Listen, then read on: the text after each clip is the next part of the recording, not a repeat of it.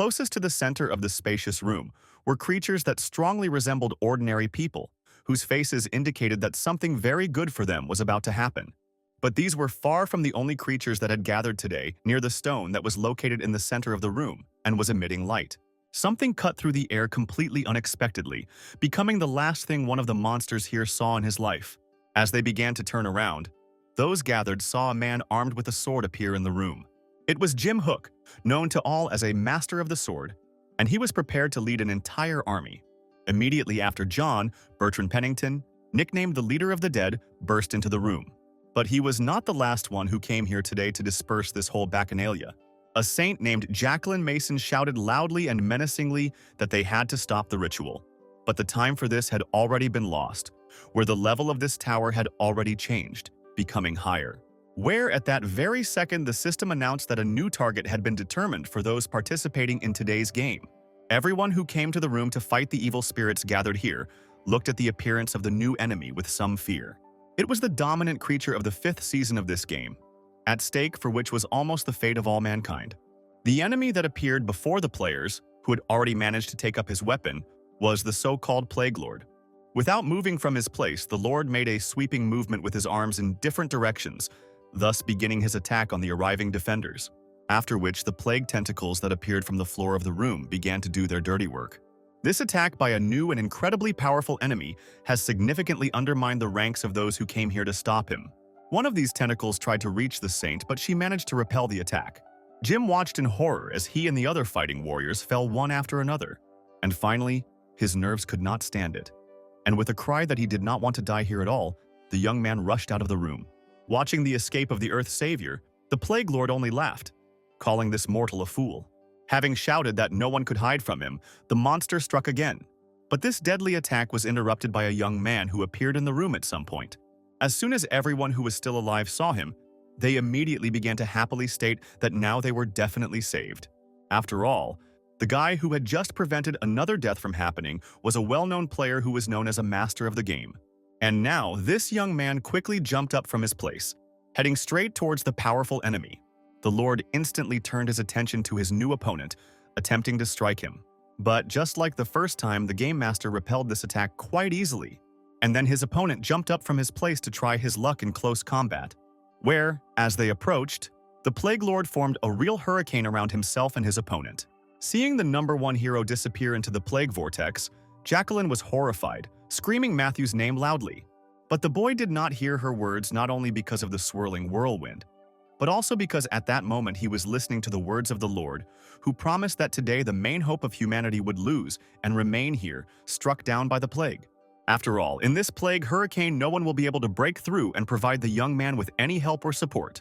But the Lord's words had no effect on the boy, who only thanked him for making sure no one saw his true abilities, which saved Matthew a lot of unnecessary questions and problems in the future. Watching his opponent's attack in horror, the Plague Lord could not believe that a man could be so strong. Well, all those who were on the outside of the vortex only had time to shield themselves from the incredibly bright flash. As the light began to fade, people finally opened their eyes, looking with some joy at the place where the plague hurricane had recently raged. The winner himself simply stood in the center, completely oblivious to everyone else who was madly rejoicing at this victory. Well, the system meanwhile announced that the passage of the 5th season was completed with a successful victory over the Plague Lord. While the process of withdrawing players was underway, the system announced who received what rewards, where the most valuable, of course, went to Matthew. Returning to his home world, the young man continued to hear all the other players chanting his name. Closing his eyes, the boy thought that once again humanity was able to extend its existence for another year. A considerable number of journalists gathered in a fairly spacious room, and they did not let go of their cameras. One of those sitting in front of them was Matthew, who everyone knew as the master of the game, who had saved the Earth from destruction 4 times, had the best equipment, and always won any game. Clutching the Game Master figurine in her hand, the little girl was very happy to see this legendary hero on TV. T-shirts with the image of the one who once again gave humanity a whole year of peaceful life were also sold everywhere. A man standing behind the podium asked the Evergreen Star to say a few words for fans and ordinary TV viewers. The young man didn't really want to give any speeches, and so he cast a sideways glance at the presenter. Jacqueline, who was next to him, noticed the guy's mood and quietly urged him to calm down. recommending that he simply say a few kind words. The young man remained silent, and then the saint folded her palms together as a sign of petition and reminded the young man that they were still being filmed. In addition to Matthew and Jacqueline, there were many other equally famous players present at this meeting. These were the top 10 heroes of the season that had just ended, who were sitting in their seats with a not very happy look and looking sideways at Matthew. And then Matthew received another request, this time from a correspondent, asking him to tell about his heroism, to which the young man only grinned. He shocked all representatives of the media with his statement that he did all this solely for his own, including financial gain. The saint sitting next to the main character did not remain indifferent to such an unexpected statement. Well, the guy continued, directly stating that he had been interested in nothing but money for a very long time. At some point, the human world turned into one big game. Everyone watched with bated breath as the first towers appeared in the sky, eclipsing the sunlight and changing the course of human history once and for all. Quite soon, the first flood of monsters poured out from these towers onto the ground, and they knew no mercy, where every person perceived everything that was happening as not only a threat to his personality but also the end of the entire existence of humanity. It was then that those who decided to stand up for others emerged from the crowd. These were the first players, the new heroes of humanity, and the hope of the entire population of the planet for salvation. The protection of the weak gradually evolved into a systematic hunt for the monsters that had spread across the earth. Some of them had special skills that allowed them to defend and fight most effectively. After everything that happened, the human world began to live by new rules. The invasions from the towers continued, and each time the heroes had to destroy hordes of monsters, until finally someone realized that this could be prevented, where, in order to prevent monsters from crawling out onto the ground, it is enough to periodically make forays into the towers yourself. This is how the activities of the defenders were organized, and they became the heroes of this new world. Matthew was featured in a news story, heavily emphasizing his words about how he had long been interested only in money. Watching himself on the screen, the young man heard himself telling people to buy his t-shirts. Then Matthew moved to the forum, where they were already actively discussing everything he had managed to say in front of journalists. Some of the most common messages were requests from certain heroes to take him into their team next season. Having finished monitoring the forums and media outlets, Matthew walked over to the window of his apartment. But he couldn't do even that without being subjected to the scrutiny of those who waited for hours to take at least one photo. The young man had to demonstrate special skills of calmness when he found himself on the street. The persistent correspondents asked to tell whether the guy would retain his purely financial motivation in the new season. Generous in his comment, Matthew asked what movie stars are capable of giving to humanity today. Having answered his own question by saying that films have long been of little interest to anyone, the guy promised to give people good entertainment. The journalists, stunned by this statement, asked for clarification on how they should understand what was said. But the young man did not have time to answer, because the ground under the feet of everyone present suddenly began to shake violently. And then, the system announced the beginning of the 6th game season, where towers began to appear in the sky above people's heads for the umpteenth time. It was then announced that players could enter the new towers after reviewing the information. But the main message was that people had to go into the towers and complete tasks in order to prevent the destruction of their world. Taking advantage of the commotion, Matthew covered his head with a hood and quietly moved away from the intrusive press. After some time, the system announced to the guy that he had arrived at the place he had chosen. Looking around, the young man noted out loud that it was always quiet here on the first day of the game season. And then the system announced to the guy that most of the rulers were very happy to see the performer of the ruler of the Harlequin. Addressing these very rulers, the young man noted that they could laugh as much as their hearts desired. After all, his speech at that press conference, all those words he said, it was not just like that. He did this so that these so-called rulers who watch over the players would reward him with their gifts. After all, immediately after he declared his financial interest, he immediately received a message that the Golden Ruler was laughing hysterically and gifting the guy with a boost in luck, where within 3 sorties he would definitely receive a special item. The young man, smiling broadly, immediately ordered the award he had received to be opened. And now a playing card appeared in front of him, from which something very valuable could fall out due to the luck received. As Matthew watched the card's contents begin to unfold, he prayed that it was a high-level item, and his dreams came true as he received a high-level piece of clothing that had the ability to put up a shield and could also grant a blessing. Trying on this new and incredibly valuable artifact, Matthew mentally concluded that such a set would be quite enough to make a foray into the tower. And now he has already given the order to the system that he is ready to go to his first tower in this new 6th season of the game. While the transfer was taking place, the system informed the guy that the Golden Lord had now blessed his t-shirt business. Meanwhile, the first opponents appeared before the guest of this tower, and here they were orcs. The tower was only level 3, promising the player many consecutive fights that would give him the opportunity to test his new gear. The first thing Matthew did, of course, was create a weapon for himself, which in this case was an ice sword. And as soon as the sword was created, the system immediately announced that due to improved compatibility, the guy received an additional effect of ice breath, for which he immediately thanked the Ice Lord. And now he has already tried his strength on the first orc who stood in his way. A single swing of his ice weapon instantly spread the freezing effect to all those standing behind the boy's first opponent. Before they could even move, the orcs turned into ice sculptures one after another. Well, Matthew didn't stop in his attacking movements, continuing to spread the effect of his ice weapon throughout the room. When he finished his actions, he continued moving, walking through the room, which was filled with frozen orcs. The system announced several times that the player's level had increased, including his skills based on the use of the ice sword, and that he had successfully completed the first level of the tower. Smiling, Matthew noted that the beginning was quite good, where he should try to save this world one more time. Armed with his deadly weapon, the young man soon found himself on the second level of the tower. Approaching the edge, he looked at what was happening below without any enthusiasm. And there another squad of orcs threw a real party, where ale poured into their mouths straight from the barrels. At some point, one of them noticed a young man who appeared here. And now, instead of glasses and barrels, the monsters had weapons in their hands, and they confirmed the player's arrival. Matthew only smiled at their words that the orcs would now send him to his forefathers. And now he was already flying down, shouting that today he would show his opponents what the heavens looked like. Both this and the next level were completed by the guy incredibly quickly, and the system was already announcing his arrival at the 4th. Of course, the format of a battle without rest was unusual, and just as the young man was about to catch his breath, he suddenly heard someone's footsteps. It was another squad of orcs who, according to the system's message, were blocking the way to their leader's chambers. This squad was equipped much better than all the orcs we had encountered on other levels. Moreover, it was announced that the Iron Lord had given them his blessing, where the orcs responded to this blessing immediately, becoming inspired and praising the good ruler. And now this whole crowd has already rushed to where Matthew was in order to deal with the alien.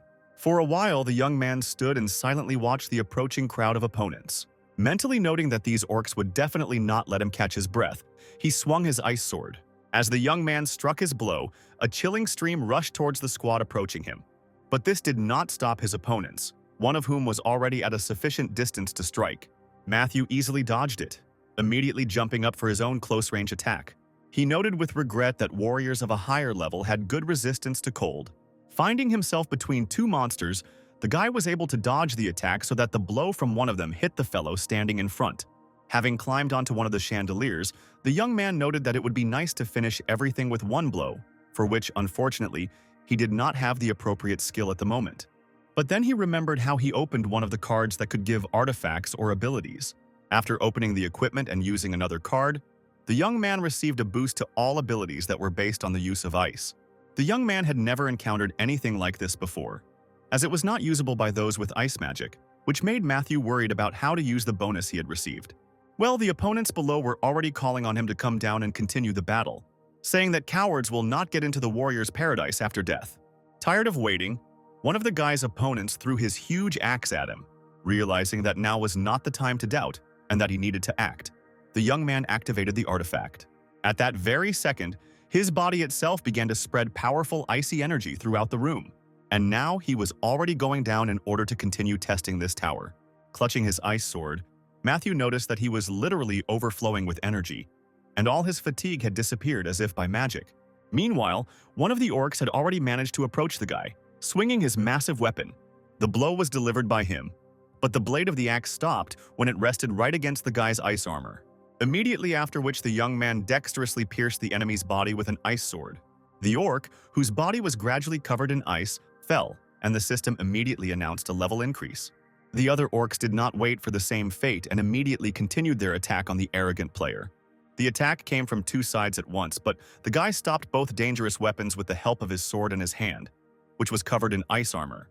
But a second later, the axes of Matthew's opponents were shattered into tiny pieces, He then performed a circular attack that destroyed both of the orcs that attacked him, leveling up again. But that was not the end. And to continue the fight, Matthew cut one huge sword into two smaller ones. And now he was already attacking another orc rushing towards him.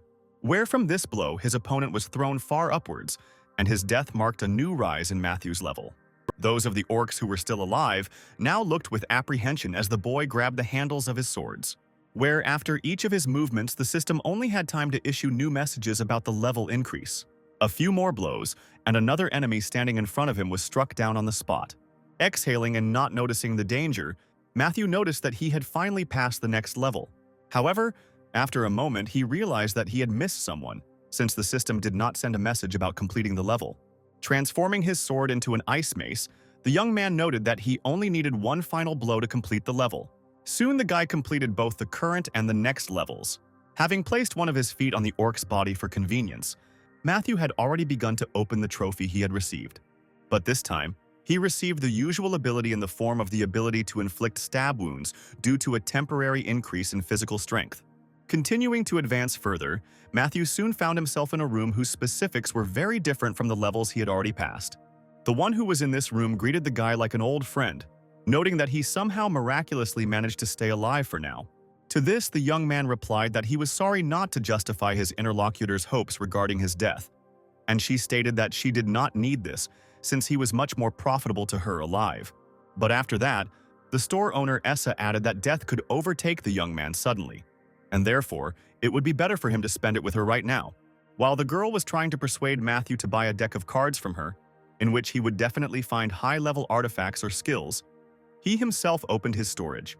Looking at everything he had, he decided that he would buy acceleration and flame potions for his immediate needs today. The deal was completed and the guy quickly left, trying not to listen to Essa's request to buy a deck of cards after all. Soon, he found himself in a fairly spacious room, where the system announced that the player had reached the final level of this tower. The orc, incredibly large in size, immediately rushed towards the one who came to kill him, delivering a powerful blow. But the young man opposing him successfully blocked his opponent's first attack. Having felt the full force of the enemy, the guy cheerfully noted that compared to this orc, all the previous ones were just gnomes. Deciding to counterattack, Matthew threw the newly acquired vial of fire potion at his opponent, and as soon as the vessel hit the orc's body, a deafening explosion thundered, and the monster's body was engulfed in flames. However, it seemed that this monster was completely immune to the fire attack. The orc waved his arms as if throwing off this fiery blanket, preparing to crush the impudent enemy. But Matthew needed this fire attack only to distract the enemy, where he had already managed to get around him from behind. With his ice sword, he passed through his body like a bullet, where after that, a huge hole gaped in the orc's body, covered with ice at the edges, as evidence that it was left by the use of an ice skill. Well, Matthew noted that with the blessing, even normal-level abilities show unrivaled results. However, the noise behind him was evidence that the fight was not yet over. The surviving orc, who had activated his special mode, shouted that the fight would continue. Turning around, the young man cheerfully noted that he had not expected anything else, since it would have been too simple. And then his opponent struck again, attacking the guy with a shockwave from a distance. Using the ice shield, Matthew addressed the monster that its attacks were strong and could definitely end the player's life, but only if the orc could hit it. After these words, the monster came closer, and the young man prepared to take a new blow. It was an incredibly powerful attack that the orc launched using both of his hands, but the guy dodged this crushing blow quite easily, starting and continuing the countdown. He counted backwards from 200 to 115 as he dodged the deadly blade of the orc's weapon. There were still 59 seconds left to count, and Matthew jumped back from another blow from his opponent. And when the countdown was finished, the young man released from his hands the vessel that contained the acceleration potion he had used. Turning his head towards the enemy rushing towards him, he cheerfully noted that the time allotted for victory in the special mode had completely run out. Immediately after which the orc's huge body fell loudly to the floor without any signs of life. Then the young man only had time to read the system messages about how he had passed this tower and what rewards he had been awarded for it. One of the trophies was a card that randomly gives the owner an artifact or ability of a normal or high level, which was not bad for a Tier 3 tower. The young man decided to immediately find out what he could expect by activating the trophy card. His mood instantly changed when the boy received the most ordinary ice arrows as a prize. Quite quickly, he found himself in another tower of the same third level, where he decided to try his luck once again to get hold of some high-level equipment or abilities. As soon as he appeared in the room, the monsters living here immediately launched an attack. Taking a break from his sword, the young man activated his ability to throw ice arrows, which, a moment after they materialized, were already flying straight towards the little demons. Only when he managed to throw one arrow after another, Matthew noticed that he incredibly enjoyed upgrading his characteristics and abilities. At some point, the system announced that the player's proficiency with ice arrows had been increased, and also warned about the approach of the second wave of enemies. And they didn't keep themselves waiting, appearing before the guy in all their glory, where each had in their paw something like a kitchen hatchet. Having looked at the armed detachment that had arrived, and having heard how they were going to cut him into pieces, the guy let out a tired sigh. Materializing an ice sword, the young man noted that he had heard similar threats hundreds of times, but each time he sent his opponents to the underworld himself. With a swing of his weapon, he easily turned some of his opponents into ice. Well, those who were lucky enough to stay alive after this attack, he finished off with ice arrows. The bulk of the enemies were dealt with, and the system announced the appearance of the main monster in this tower. It was a huge demon floating in the air who promised to spill the player's guts. He ordered the two henchmen who were next to him to immediately attack the guy and kill him in the most brutal and painful way. But before they could even move, ice arrows pierced their bodies. Well, Matthew had already begun to attack their disproportionately large leader. The wave of cold he released took effect and was able to partially freeze the huge demon. The young man was glad that he had the opportunity to study his new skills a little by drawing another card. Activating another skill, the young man immediately transformed his sword into an ice spear. As he materialized a few more copies, he wondered how many weapons he could create. Matthew swung and threw one of the spears with all his might at the immobilized enemy in front of him. The first spear broke the freeze he had created, and the next ones pierced the demon's body. Not stopping there, the young man materialized his sword again, delivering the final blow to his enemy. Once the reward for completing the tower was received, Matthew quickly discovered that he had received silver armor, which he did not need due to having recently received higher-ranked protective equipment. He then began to consider dividing his weapon into several copies, where he did not feel any change in its power or effectiveness. His train of thought was interrupted by a message from the system, informing him of the need to meet with someone, where this someone turned out to be one of the groups living in the world of towers, which now showed interest in the guy. Players could join groups that interested them, complete their tasks and get better artifacts and abilities, where this time a shadow group showed interest in the guy. This group had many secrets that could be revealed to the player, and those who joined them could also count on access to the mystical powers of darkness. The conversation was started by one of the group members who appeared, who noted that they remembered the guy well and suggested working together again. Getting an offer from such a powerful group, which he had already worked with in Season 5, was quite good. But this time the young man decided to do things differently, saying that he might not be against making a deal, but there are other groups that offer much more than the Shadow Group. Then the member of the group talking to him reminded the boy that few could compete with their strength. And after this, Matthew condescendingly noted that it was for this very reason that he was ready to negotiate with the Shadow Group. And when he was asked what he wanted in exchange for cooperation, the young man, without thinking twice, said that he would be interested in receiving a Shadow Beast. Already stunned by the insolence of their interlocutor, the group's representatives were shocked even more when he added that he also wanted a card with a rare shadow ability. At this point, the leader of the dialogue with the young man casually remarked that a pathetic mortal should not be impudent in their world.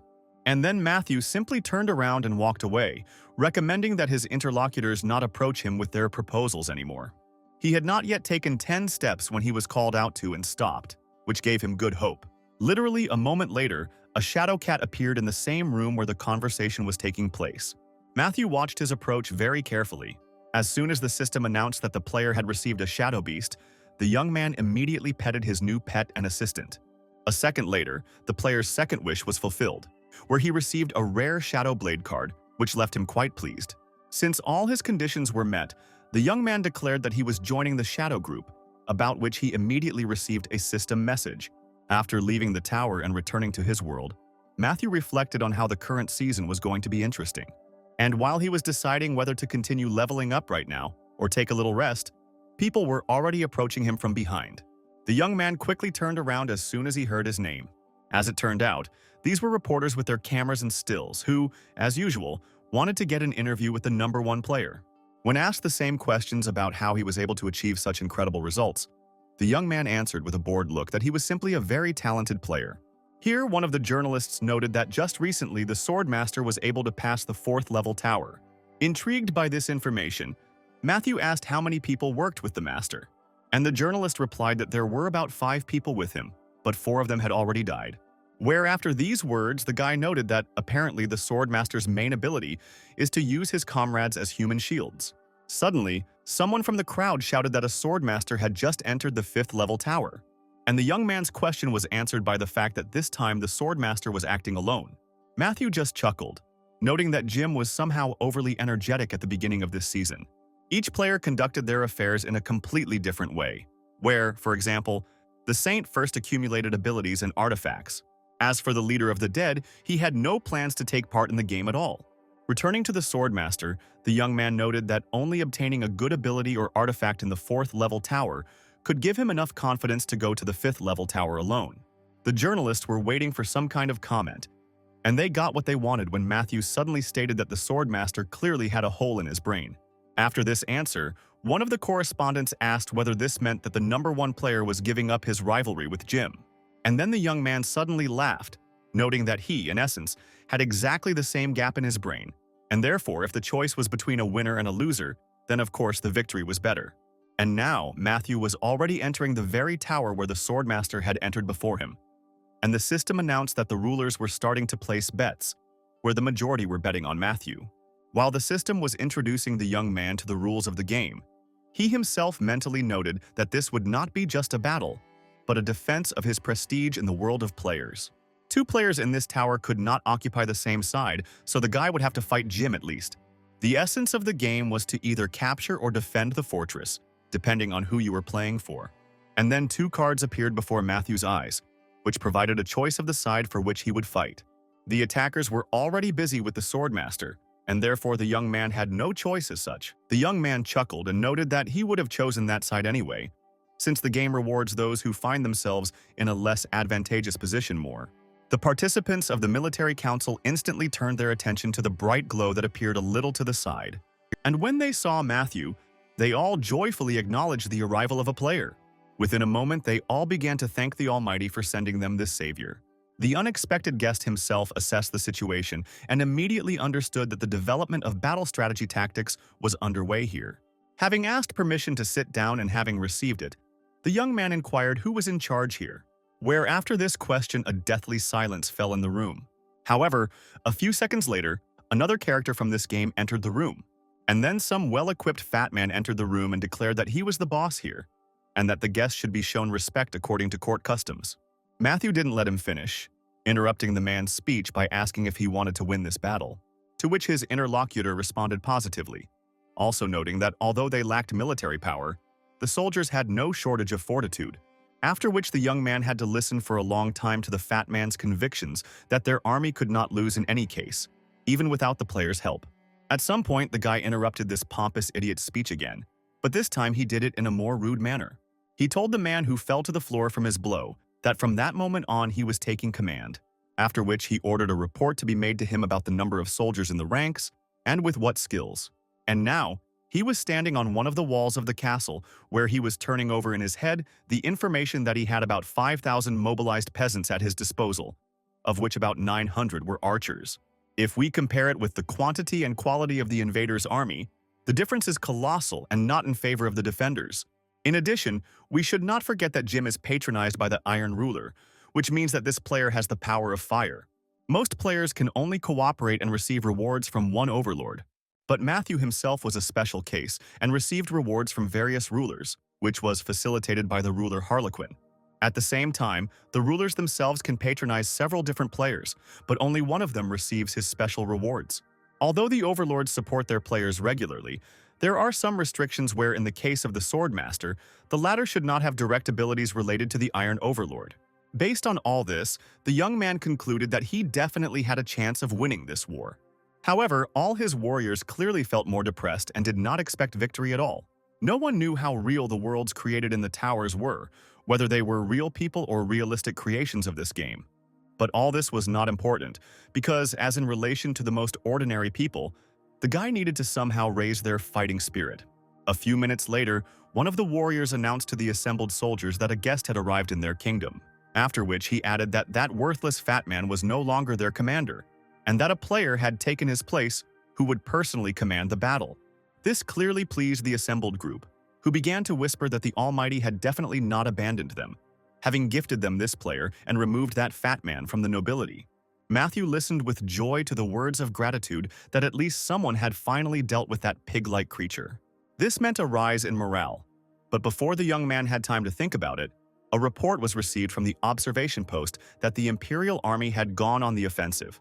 Ladders had already been placed along one of the walls of the castle, using which enemy soldiers tried to overcome the wall and break into the castle. One of the officers noted to the new commander that if they dealt with those who approached the castle, the enemy's fighting spirit would sharply weaken. Having decided to try out his new pet, Matthew decided that he needed to give him a nickname. The most suitable nickname for the guy seemed to be Churnish, where by shouting this word, he summoned his shadow pet. The soldiers on the opposing side immediately noticed some huge shadow that flashed by. While some were talking about this strange phenomenon, others, who did not notice it, demanded to hold the line and stop talking nonsense. Meanwhile, the shadow pet was already among the enemy, where it began to gradually show activity, the peak of which was the numerous huge thorns that suddenly grew out of the ground. Those lucky enough to survive are urged to leave this cursed place and try to target another wall of the castle, but they didn't have time to change their position, as a wave of icy cold turned their bodies into frozen statues. Turning to Churnish, the young man noted that he was probably very hungry, after which he wished his pet, who was preparing to swallow the entire squad, a bon appetit. The enemy was demoralized and the morale of the defenders was raised, after which hand-to-hand combat began, in which, of course, the leader of the defending side himself took part. At some point, the young man noticed that the swordmaster had not yet appeared on the battlefield. In essence, the appearance of a player for others on the one hand raises the morale of the army, but on the other hand reveals the location to the opposing player, which can end badly for the one who revealed it.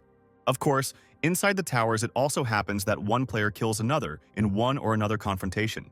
But in this case, the player does not die, but simply flies out of the tower, where he can subsequently try his hand again.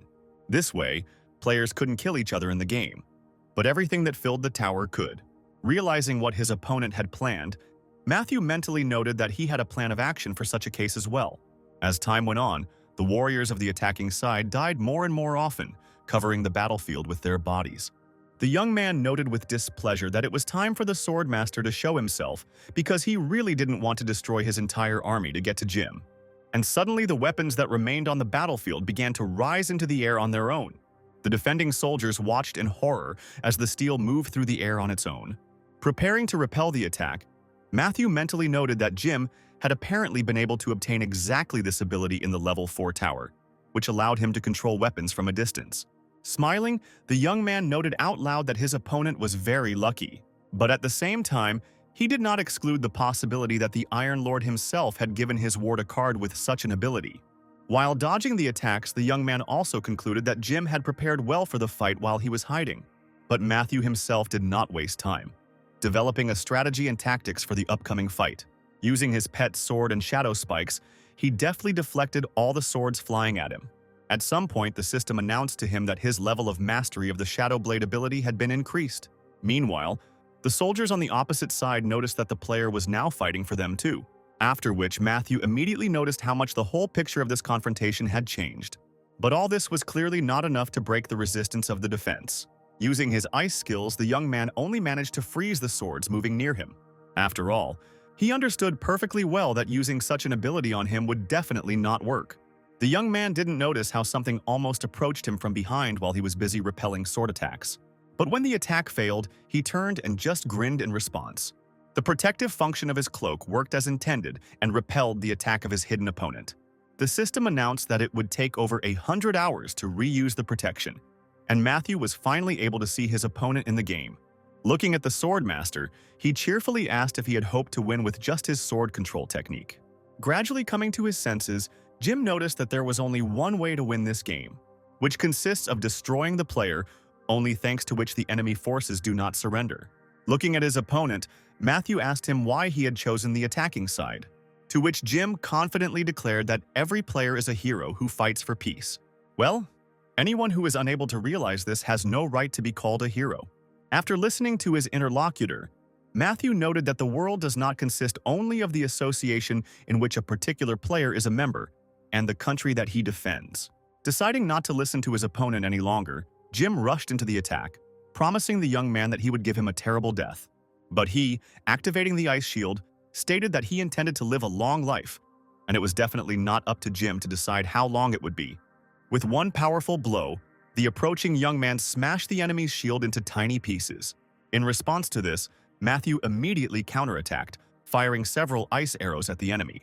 Jim parried this attack quite easily and declared that such simple tricks would not impress him. He managed to notice in time the appearance of a shadow cat behind him, from whose blow he also managed to dodge. Standing on one of the swords he controlled, Jim noted that the price of losing here was incredibly high, because several rulers were currently watching their duel. Laughing, Matthew cheerfully replied that this was precisely the reason he was now participating in the battle, where immediately after what was said, he quickly rushed into a new attack on his opponent. John prepared to repel the attack from a position that was not very comfortable for him, accusing the guy of meanness. But to his great surprise, the young man suddenly changed his trajectory, jumping off the wall, after which, with all his might, he rushed to where the headquarters of the attacking troops was located. Only now did Jim begin to understand that Matthew had not been actively involved in the battle to encourage his soldiers. Meanwhile, the soldiers of the attacking army scattered in horror, noting the player's approach. Realizing his opponent's true intentions, Jim immediately jumped off the wall and rushed after him. Chasing the guy, he shouted for him to stop and continue their duel. The commanders of the attacking army were in the headquarters tent, discussing the developing situation. When the Duke became indignant about their player not providing them with any help at all, others urged him to calm down. This discussion was interrupted by Matthew, who, looking into the tent, happily noted that he was finally able to find the command staff. Having prepared his sword, the young man, not hiding his joy, declared that there was another way to complete the tower's task. Only now did the commanders and the Duke begin to realize that a player who supported their enemy had broken in on them. Someone only managed to shout about the need to protect His Grace the Duke, but no one could defend themselves or save themselves in any other way from the striking movement of the sword, which became decisive in this game. The deed was already done when Jim just ran up to the headquarters tent. Matthew, who met his opponent with a smile on his face, cheerfully declared that his opponent should have hidden his officers and the Duke better, at least by dressing them up as soldiers. Jim couldn't hide his rage and anger at the guy for how easily he had been fooled. Unable to bear the nervous tension, the young man rushed forward, intending to pierce the young man with his sword. But then the system announced to Matthew that the battle and the game as a whole were over. Then came the news that the Duke and his entourage had been killed by an unknown mercenary, and so his army decided to retreat, which was accompanied by the disappearance of the weapon from Jim's hand, after which two different messages appeared before the eyes of the two opponents, one of which informed about victory and the other about defeat. In addition, the winner had the right to choose and appropriate one of the opponent's abilities as a reward. Without stopping the fun, Matthew thanked Jim for kindly giving him the opportunity to choose one of his abilities. The young man did not think long about what to choose, where after a couple of seconds the system announced that he had received the ability to control weapons from a distance. An enraged Jim shouted that their confrontation was not over yet, but Matthew didn't react to his words in any way, simply showing his opponent a card with his former ability. The clown mask lay swaying at the young man's feet. Matthew himself stood and, without uttering a word, looked at the object lying at his feet. The system message that appeared in front of him asked the guy whether he wanted to become a hero. Sitting down and taking the mask in his hands, the young man thought that he had been waiting for this day to make his choice. And now the Lord Harlequin was already towering before him, and the system was reporting that the young man was destined to become the best hero, which, however, would lead to the loss of understanding of him by other people. The Harlequin Lord laughed as he spoke through the system about how hilarious the irony was. The young man accepted his fate, placing a mask on his face under the system's message that the agreement with the Lord of the Harlequin had been concluded. The sound of a mobile phone made the young man leave the world of dreams and open his eyes. And a moment later they started knocking on the door with all their might, calling the guy's name and demanding that the door be finally opened.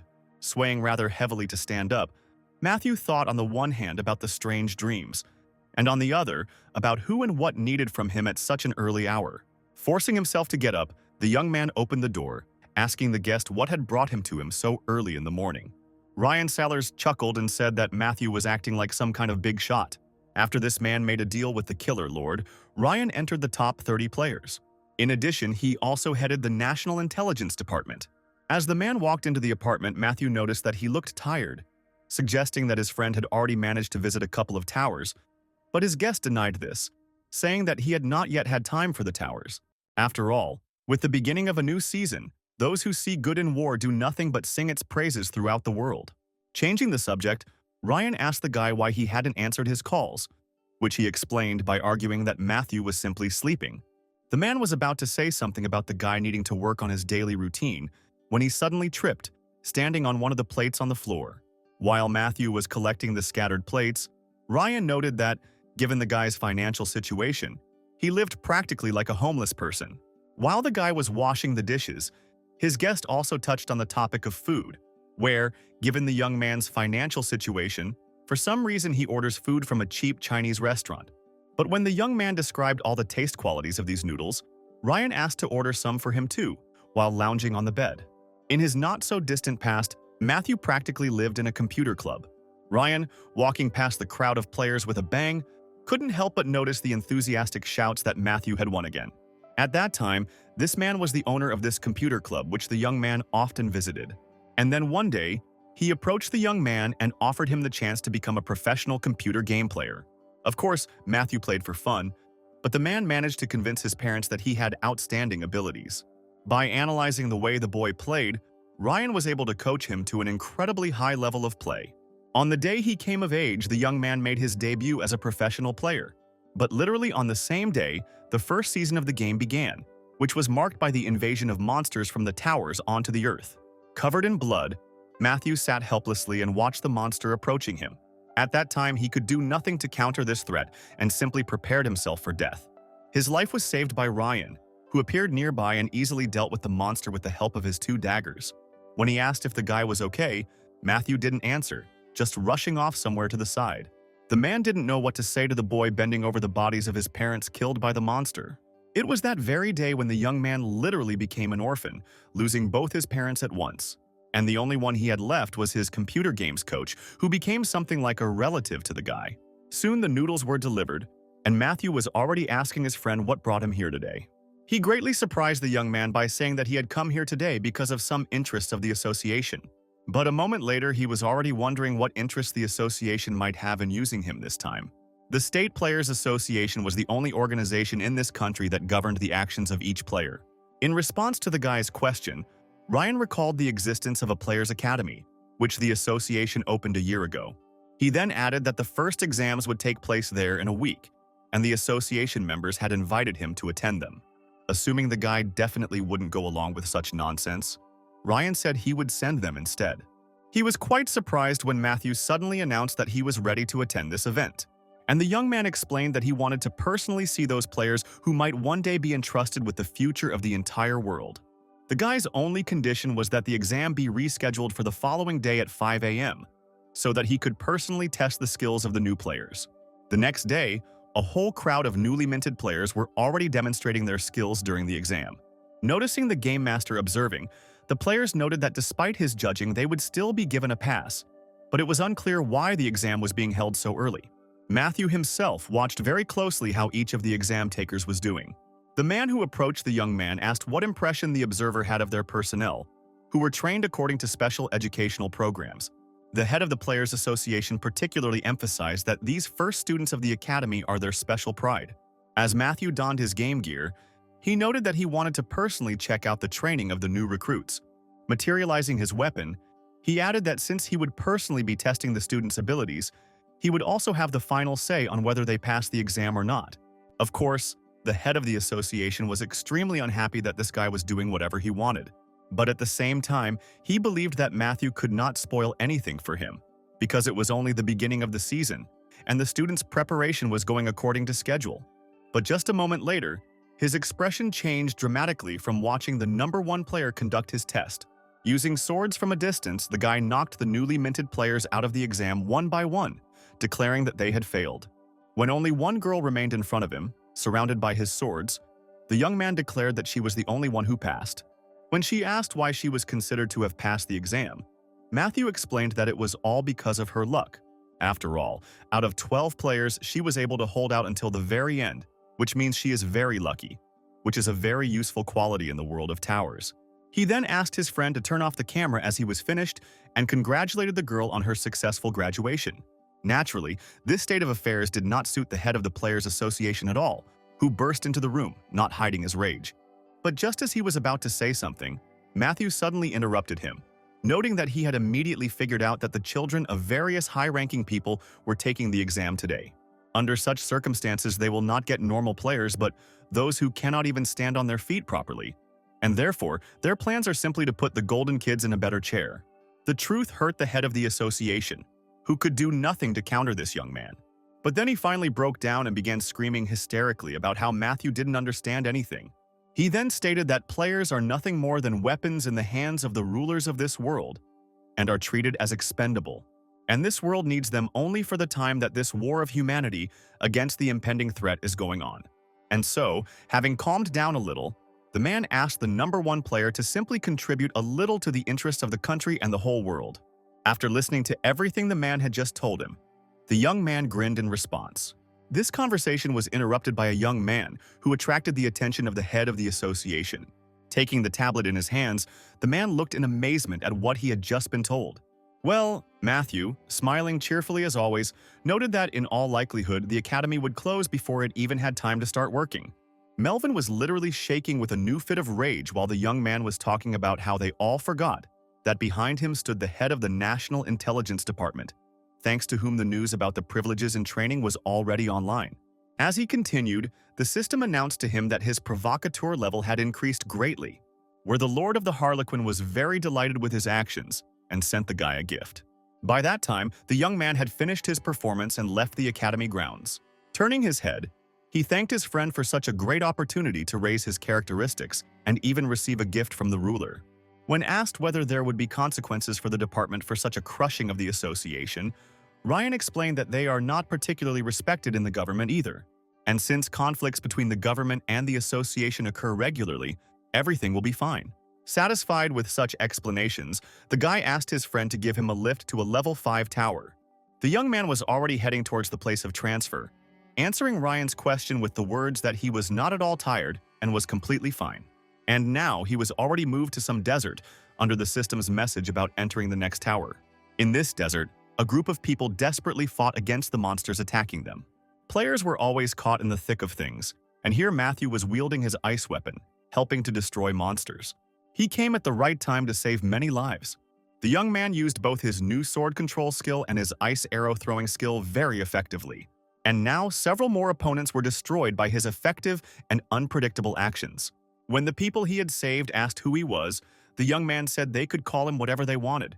And then all who took part in the battle began to speak in unison about how the deity of light had taken pity on them and sent his messenger. After listening to the men's conclusions, Matthew asked if there was any other threat here besides the recent monsters, and they explained to him that their main enemies should not attack on this section of the route, where their caravan had only about 3 days of travel left. Hearing about the 3-day journey, the guy literally grabbed his head, mentally noting that if he had known the situation, he would not have been in such a hurry to enter the tower and would have rested more. Well, a new batch of monsters was already approaching, and he had no choice but to tell the people that they could breathe a sigh of relief while he dealt with the new threat himself. After these words, the men asked the messenger of light how they could thank him for such generosity. In his mind, the young man noted that it would be nice to get an artifact in the form of a life force necklace. And then he remembered that he had an unopened gift from his patron ruler, where inside he discovered a special crystal that greatly influenced abilities and was of great value and rarity. But against his new opponent, this crystal would definitely not be useful to the guy, and he decided to save it for later. A moment later, the young man had already summoned his shadow cat, saying that it was time to have some exotic food. He himself also decided to take part in the battle, materializing an ice spear, since it was impossible to force only his cat to fight. He handled his weapons deftly, and the swords flying everywhere complemented his actions perfectly, destroying and finishing off his opponents. Once again, the young man noticed for himself that he had acquired a very useful and effective skill. His weapon pierced the body of his next opponent, and the system announced a level increase again. The last scorpion was destroyed, and the young man breathed a sigh of relief. noting that the battle was over. But then something huge burst out of the sandy depths behind him. As it turned out, it was an adult sandworm, which the caravan would never be able to defeat. Smiling, Matthew noted that he probably wouldn't get any sleep tonight. To confront the new enemy, the young man called his shadow cat. And now Chernish has already sunk his teeth into the flesh of the sandworm. His actions were immediately supported by Matthew himself, who directed several of his swords at the monster's body. This specificity of conducting duels, where he simply had to control the movement of weapons, could not help but bring pleasure. And his swords only gained speed, inflicting damage after damage on the worm. Soon the system announced both an increase in the player's overall level and an increase in his sword skills. The sun had already risen long ago, but the caravan continued its further movement towards its destination. Only now did the young man notice that this caravan was accompanied by a whole detachment of knights. When one of the men remarked that these were valiant warriors, Matthew asked with displeasure what these valiant warriors had been doing the previous night while he had been out single-handedly destroying monsters. To which the guy was told that the priority task of the knight's squad was to protect their valuable cargo. Casting a sideways glance at the men, the boy noticed that even in such a difficult situation they did not leave their post and guarded the cargo. As it turned out, these noble warrior knights belonged to the Order of the Red Cross, which was well known here. Without hiding his interest, Matthew turned to the knights, asking what they were guarding there. To this, one of them replied by saying that the messenger of light should not pay any attention to what was in the carts. Focusing his heavy gaze on the boy, the man said that the young man needed to focus solely on fulfilling the mission entrusted to him by the deity himself. Everything his interlocutor said, as well as the way he said it, only amused the guy. But he couldn't shake the thought that these men had been entrusted with transporting something very valuable, since even the player had been given the task of escorting the caravan. And now, he was already stating that after the man's words he became even more curious about what was there. After all, such a level and such a quantity of security cannot be assigned to simple goods from the market. Another man tried to ask the messenger of light to curb his interest, but suddenly Matthew grabbed his interlocutor by the clothes. As he moved it out of the line of attack, he simultaneously put up his ice shield, stopping the fired arrow. There were more and more arrows, and now the guy was already telling everyone to hide if they didn't want to die. But not everyone was as quick-witted as the player, and those who attacked the caravan were inexorably approaching. What happened was exactly what no one of the supporters of light could have expected, where the enemy decided to invade their lands. The player was very interested in how the knights would behave in the face of such a non-trivial threat to their cargo, and they showed themselves by lining up in a single line and activating an energy shield with their swords, which they used to cover the cart with their especially valuable cargo. At the same time, the members of the knightly order were not at all concerned that their other comrades were dying one after another. Leaving these strange knights to defend their valuable cargo on their own, the young man suddenly dashed in the direction from which the attackers were approaching. The system immediately reminded him of the task that the guy had signed up to complete. Once he was at a sufficient throwing distance, he threw his ice spear towards one of the opponents. And when it hit the target a few meters away, the rider shouted cheerfully that the opponent would not be able to reach them. But this action was only necessary to create at least some shadow from his object, from which huge spikes immediately burst out. Jumping high into the air, the young man prepared to deal a fatal blow to his opponent. But when he approached and saw the one to whom he was preparing to bring death, his face changed greatly from surprise. After all, right in front of him on the ground lay not some kind of monster, but the most ordinary desert elf. Landing next to him, the young man immediately activated his ice shield so that the arrows would not reach either him or the elf. But the arrow easily pierced his shield, as it was charged with mana, and the elf, taking advantage of the enemy's confusion, decided to try to deal with him. Leaving an arrow for his shadow pet, Matthew easily and quickly disarmed the attacker.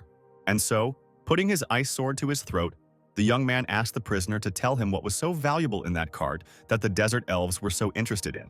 But his captive was in no mood to provide information, telling his comrades not to think about his life and to just shoot.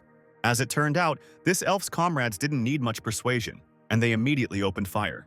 But the young man was now better prepared, putting up a stronger ice defense against the shots. Well, the elf he had captured continued to insist that he would not say anything to the one who had captured him. Matthew then stated that he was not interested in their secrets at all. All he wanted to know was what was in the wagon in order to determine whose side to fight on. Throwing the prisoner aside, the young man released his ice arrows, noting that he had not yet ground them all into powder, not because he was unable to do so. The elf, who found himself on the ground again, looked with horror in his eyes As the ice arrows approached his comrades, the arrows stopped centimeters away from the vital body parts of all his comrades, forcing them to instantly stop firing. Once again bringing his ice sword to the elf's throat, Matthew once again asked the question of what was in the cart. Finally, he gave the necessary information, noting that it was not things that were there but their dear princess.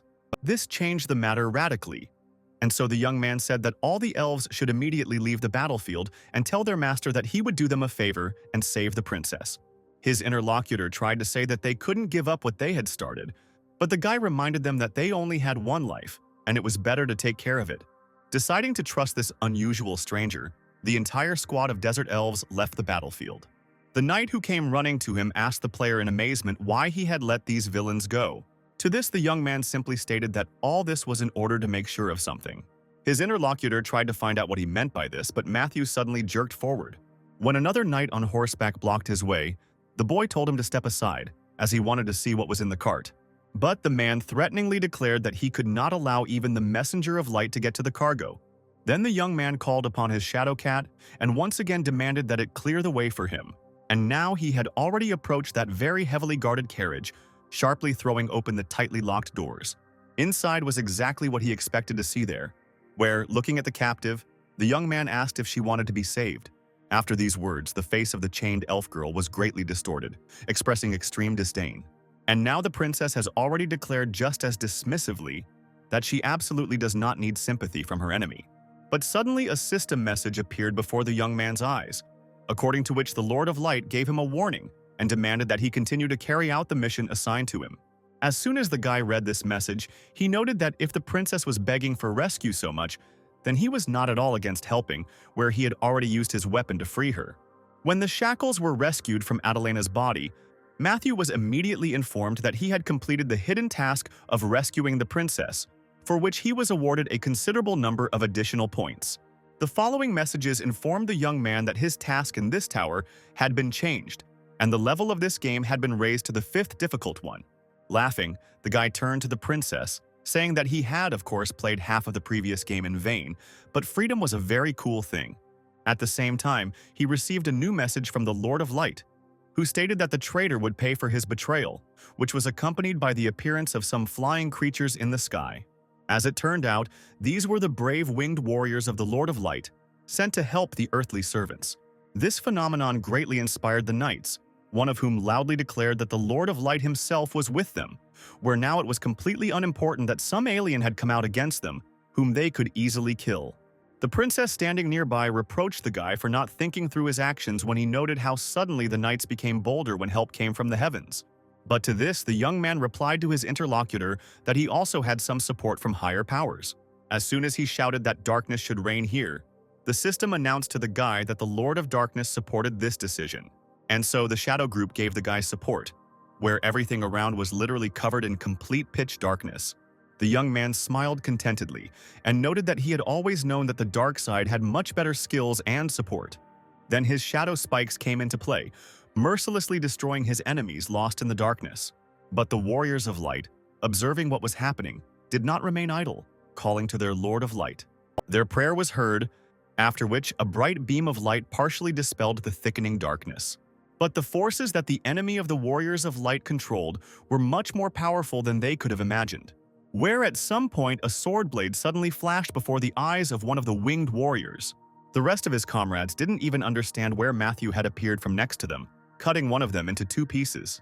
When the fatal blow was delivered, the young man performed a backflip in front of his astonished opponent, after which he sank back to the ground, ahead of the remains of his opponent. After this action, the young man was told that the Lord of Light had an irreversible dislike for him, and the level of favor the shadow group had for him was, on the contrary, significantly increased. As his status in the group was raised, the young man gained the ability to see at least something in pitch darkness. At the same time, Matthew was very interested in the information that a huge number of different groups were currently monitoring his actions. The world of towers and the world inside the towers were different concepts, where knights, elves, and other people and creatures were nothing more than a component of the world of towers. But as for the lords and their wards from the various groups, they were on a completely different level, being the world of the towers themselves. The player was something of a mediator between these components, the one who gave the ruler the opportunity to interfere in the life of the component of the world of towers. At the same time, players are not those who blindly follow the orders of their masters. Despite the initially stated goal of the game, the player can also look for other hidden tasks and meanings of each game. And having found such, players have the right to make an independent decision to change the direction of their game. Having rebelled against the Warriors of Light, the young man understood that the Shadow Lord would reward him much better. Looking at the messengers of light circling in the sky, Matthew mentally noted that there weren't many left. But then one of his opponents swung and threw his deadly weapon down, accompanying it with not the most flattering words addressed to the traitor. After which he shouted to all his other comrades that the darkness should be immediately destroyed by light.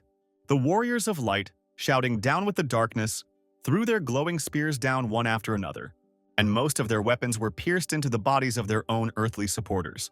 Another knight pierced by a spear, dying, asked the messengers of the Lord of Light why they were doing this to them. Well, the young man just grinned, watching how the Warriors of Light destroyed their own forces. Remembering how the knights themselves abandoned their comrades to their fate, Matthew concluded that now they were getting what they deserved. Turning his attention to the action of the Shadow Curtain, the young man noticed that his vision seemed to work in some kind of periodic flashes, only showing the situation for a moment. The enemy was strong and did not stop the attack, and therefore it was necessary to take decisive action. At this time, in pitch darkness, the princess of the desert elves, Adelina, stood and prayed for salvation. The girl was very scared when she suddenly felt that someone had touched her, asking for forgiveness in advance for such liberty. And now, the young man was already leading the girl he had saved out from under a deadly blow. While the young man was moving, he managed to summon his shadow pet. Taking out the crystal he had received as a gift from the Harlequin Lord, Matthew told Blackie to eat it and guard the princess. And so he crushed the crystal right above the head of his wonderful shadow cat. But suddenly his attention was drawn to the cry of Adelina, who noticed several bright flashes in the sky. Death was inevitably approaching, and the girl closed her eyes, preparing to die from this attack of the Warriors of Light. But then a shadow cat intervened in the situation, instantly increasing in size and stopping the attack. Leaving Adelina in the care of his pet, Matthew decided to continue the battle with the Warriors of Light. He summoned his shadow spikes to attack, but his opponents immediately stated that it was completely useless since he would not be able to reach them. However, the guy had no intention of reaching them with the spikes, simply using them as support. Observing the actions of the enemy who had gone over to the side of the forces of darkness, one of the Warriors of Light materialized a sword of light. He tried to attack the guy who was getting closer and closer, but he skillfully blocked the attack with his ice sword. And just a second later, the Warriors of the Lord of Light were attacked by several more swords, which the young man controlled from a distance. As he continued to fight, Matthew noticed that close combat with these creatures was not very convenient for him. After all, in order to dodge attacks, he had to constantly move along his shadow spikes. And now, his opponent's next attack reached its target, where the blade of his sword slid across the guy's body. Deciding not to remain in debt, the young man struck back at the Warrior of Light. But he managed to dodge the blow, leaving his opponent to wonder why these creatures were so fast. As he changed position, Matthew had to use the ice shield to cover his rear.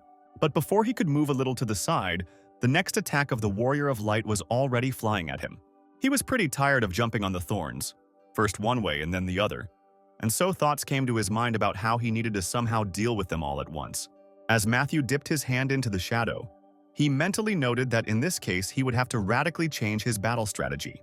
Noticing this action, one of the warriors dispelled the darkness with a ray of light, saying that the guy would not be able to escape, where the young man himself, with great difficulty, managed to remove his hand from under this blow.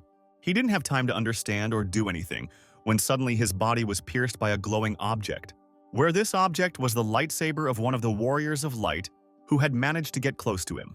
As soon as the blow was delivered, all the swords that were attacking other warriors ceased their active actions, hanging in the air. At that very moment, all the Warriors of Light turned their attention to the body of their enemy, which was being held by one of the warriors, deciding that this was their chance to finish him off once and for all. But the young man was alive, and all he had time for was to receive messages about how blessings were being placed on him for this deadly adventure. Because of this adventure, the Warrior of Light's fatal blow was rendered ineffective, and the sword began to disappear from Matthew's body. The messenger of the Lord of Light who had pierced his body looked in amazement at his weapon, which was now simply hanging in the air in front of his face. Without delay, he called on his comrades to stop moving in his direction, as something strange was starting to happen. to which Matthew himself noted that it was now too late to change his mind. And so, at his command, dozens of ice swords rushed from the darkness beneath his feet into the sky. The guy managed to cheat death by risking his life, and now he was ready to finish off the warriors of light. Trapped, his opponents' bodies were only pierced by swords and ice arrows. One of the messengers of the Lord of Light tried to avoid this reprisal and rushed downwards, but Matthew saw it all too well, jumping off the huge sword he was standing on and throwing it straight at the fleeing man. The warrior of Light's body was literally driven into the ground by this gigantic weapon. The fight was over, and Matthew was already on the ground among a pile of corpses of servants of Light and his messengers, receiving messages about the level increase. Looking around, the young man exhaled tiredly. Only the sound of the wind created a sense of reality, since there was no life anywhere else. A moment later, the young man's attention was drawn to his shadow pet, which had returned to its normal size. And right after him appeared the princess saved by the guy, whom, as ordered, the cat guarded all this time. Turning to the savior, Adelina asked him why he decided to switch sides and save her. But it was her interlocutor who noted that the rewards on this side were much better than on that side. Then the princess noticed that these were his people, after which she fearfully assumed that the savior wanted to receive a ransom for her. Then Matthew declared that he was sick with a terrible disease that made him hate people. And when he called Adelina's questions and doubts strange, the girl no longer knew what to say or ask. Matthew himself continued to praise and caress the shadow creature, whose shadow continued to cover a significant area. A few days after this incredible battle with the forces of light, Matthew and the princess he saved arrived in the kingdom of the elves. Until the very end, the girl did not believe that everything would end well for her. But she thanked the guy for everything he had done, noting that she was now in his great debt. To this, her companion stated that he would be satisfied with simply receiving a reward for completing the task. Laughing at the young man, Adelina extended her hand with a clenched fist, asking him to accept it as a gift. What turned out to be a necklace that was essentially a sign of trust and did not give any additional abilities or skills. The system also announced to the player that the true value of this item is not yet known, but it will definitely be useful to the player sooner or later. While he was leaving the game world, the system continued to send messages, according to which the princess he saved would become the rightful heir to the throne after the death of the king. Wrapped up so that no one would recognize him, Matthew looked out the window of the train, which had just arrived at the town he needed. A few hours ago, his friend Ryan suddenly announced the need to visit this city. When the young man asked him questions, he explained that nothing had happened there yet. Well, he needs to go there for the reason that an emergency could happen there in the very near future. As Ryan began to explain in more detail, he showed his friend a photograph of a black player from Russia named Irina Svetlova. Already leaving the carriage, the young man recalled the information that she had taken refuge in their country from the government of her homeland, and was now carrying out raids on the towers here with several other accomplices. Taking out his mobile phone, Matthew contacted Rayon, asking him to arrange a car for him. But he reported that, according to intelligence, Irina had already managed to enter the next tower on the 5th level. Having arrived at the tower, the young man put on his game clothes and was already studying that the goal of the game here is simply to survive until a certain moment. A few seconds later, the young man reported to his friend that he was already in the game. As soon as the guy found himself in the tower, he looked ahead and noted, not very cheerfully, that he had not expected to find anything good here. After all, right in front of him stood an incredible monster created from human bodies. Activating the powers of darkness and his ice sword, the young man prepared for confrontation. But at some point the guy stopped, watching what suddenly began to happen, where, even without his command, his shadow pet suddenly rushed forward, watching the monster with interest. This observation did not last long at all, where at some point the shadow cat attacked the enemy. The blow was powerful and threw this unknown mass of human bodies back. The monster didn't have time to come to its senses before some new creature burst out of the shadows and completely devoured the monster, after which this whale-like thing dove back into the depths of the shadow, from which it had burst forth. After watching all this, Matthew happily noted that the use of that crystal had greatly changed the abilities of his pet. The cat was very pleased with the attention and praise of his owner, responding to him in the most ordinary cat language. At some point, the young man suddenly heard applause behind him. Turning his head, he saw Irina approaching him, who stated that she had been eagerly awaiting the arrival of the Game Master, where she considers it a great honor to personally meet such a famous person as Matthew. After all, she knew for sure that he would not be able to miss the chance to meet such a beauty as her. But the young man did not at all share the joy of this meeting. The young man reminded his interlocutor that she was wanted by the Russian government, and that her presence in that country was also illegal. Laughing, Irina said that in that case the guy should arrest her and send her to prison. Activating his sword control skill, Matthew cheerfully noted that prison would not be necessary. Moreover, he believes that Russian intelligence has gone beyond the limits of what is permitted, and now he has already begun his movement towards his new opponents who, quite obviously, did not come here for peaceful negotiations. Activating her own weapon, Irina was surprised that the guy was informed about her affiliation with the Russian intelligence service, but nevertheless was not afraid to come here. To which the girl immediately received an answer that Matthew would not be frightened by any intelligence service. Stopping and pointing his swords towards the enemy, he also added that this was a great opportunity for him to get one of the rarest abilities. But the girl had no intention of parting with her skills so easily, deftly dodging the weapon flying at her. At some point, she gave the order to her squad to begin the attack, where at that very second a group of fighters used their weapons, opening massive and dense fire. But Matthew's skills allowed him to dodge the bullets flying towards him quite easily, where he at the same time managed to get closer to his main target, already swinging his sword to strike. But at the very last moment, the girl suddenly smiled broadly, demonstrating a very indecent gesture to her opponent, after which everything around was plunged into darkness, and the blow missed the target. All this only amused Matthew, and suddenly something flashed behind his back. Having put up an ice shield in time and protected himself from the path, the young man realized that a sniper was also working against him. Jumping from his place, the young man deftly dodged all the bullets flying in his direction. He couldn't shake the feeling that something strange was happening. Surrounding himself with ice shields, Matthew noted that this shadow curtain should affect everyone. Therefore, none of the fighters could shoot at the target so accurately, because they simply should not have seen the guy. And then his shadow pet appeared on his back, and he decided to ask for help in overcoming this situation. Always ready to help his master, Chernish meowed contentedly. One of the shooters noted that the enemy's ice shield was too strong, and therefore they should change their battle tactics. He was quite surprised when he heard a cat's voice behind him, and soon saw the cat himself. He didn't have time to say or do anything before he was pierced by the shadow spikes of Matthew's pet. The life of another fighter was saved by his weapon, into which a spike that had burst forth from the shadow of an animal had stuck. Another fighter who survived this attack shouted for everyone to leave the area of effect of this cat's shadow. Meanwhile, the young man stood calmly and waited for his shadow pet to finish eliminating the threat. He didn't even notice how a hand armed with a knife appeared from behind his back. Bringing her second armed hand to the guy's body, Irina advised him not to twitch, which would give him a chance to leave here alive.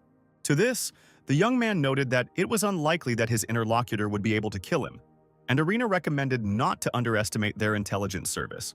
After which the girl suggested talking a little about the number of points that the guy had recently received in an incredibly large amount for playing in the 5th level tower. Where did she guess that he was playing on hard mode, which he had already done in previous seasons? Meanwhile, the cat continued to eliminate other members of Irina's group. At some point, the young man suddenly grabbed the girl by the hand, saying that he had only one question for her. Bringing the blade of the knife straight to his throat, he noticed that she would not be able to kill him today. He himself drew the tip of a knife across his throat, saying that it was impossible to kill someone who was not real. And then his body disappeared, and in its place several ice swords appeared near Irina's throat. Standing opposite the girl, Matthew noticed that this entire veil of darkness was nothing more than an illusion that was created only to try to fool him. Cutting through the darkness, the young man noticed that in this case, the ability used by Irina worked with the enemy's sensations. His opponent, who could do nothing to counteract her opponent's actions, listened silently to his reasoning. Well, Matthew was already sorting out his feelings from Irina's use of the ability, where his perception was greatly clouded. And so he came to the conclusion that this wonderful skill makes it possible to simply manipulate what the enemy sees. This completed the revelation of Irina's ability, from whose hands her weapon was already disappearing. Exhaling heavily, the girl sank to her knees as the darkness around her dissipated. Readying his swords, Matthew noted that she had become very good at deceiving people. But that was definitely not her main ability. But now her destiny will be to become food for the zombies living here. The system's message that one of the players had actually died caught the young man's attention. Irina also could not leave unnoticed the fact that one of those who was part of the group she created died. A quadcopter hovering in the air reported that a group of survivors had been discovered in one of the zones. And after him, some creatures appeared on the edge of the half-destroyed building, who were given the command to destroy the living. Realizing that he had to run immediately, the man tried to somehow free himself from the shadow thorns. But one of those who was on the roof was already below, right in front of one of the members of Irina's group. Claiming that a special protocol was being carried out, the giant android destroyed the target, and the young man received a system message that one of the players died during the game. Watching what was happening, Matthew tried to decide for himself what would be the best thing for him to do now. Well, the steel giants who arrived for the cleanup have already tried to attack them and Irina. Having prepared himself for defense, the young man simultaneously activated his ice arrows to counterattack the enemy. But at some point, everything that was happening around the young people suddenly froze, and Essa, who appeared in front of them, noted that two had already died without using the points they had earned. Pointing to her old friend, the girl declared that it was all Matthew's fault. Laughing, the guy pretended to apologize, asking his old friend how he could make it up to her. To this, his little interlocutor replied that if he bought a set of cards, she would be kind to him. Then, Matthew quietly whispered to her that she should try to sell the cards to the girl behind him, who was currently not in the most enviable position. And now Essa was already attracting Irina's attention, saying that she had a lot of points that would be nice to spend before she died. The girl, like any other player, understood perfectly well what Essa's appearance with her store meant.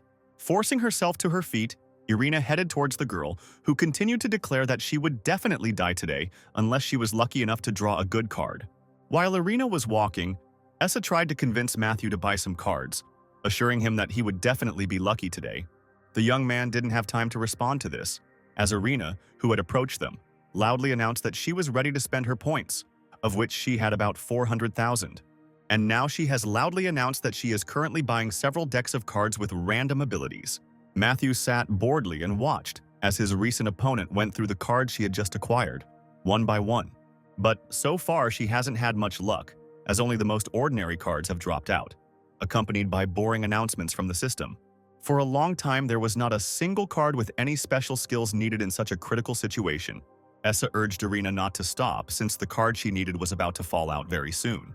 At some point, the young man noted that, according to the prevailing opinion in society, there is no more fascinating spectacle than watching someone's slow death. The deck was running out, and Irina still couldn't find the necessary cards with the rarest abilities. Taking another deck, the girl listened to Essu's words, who assured her that this deck should definitely contain the necessary card.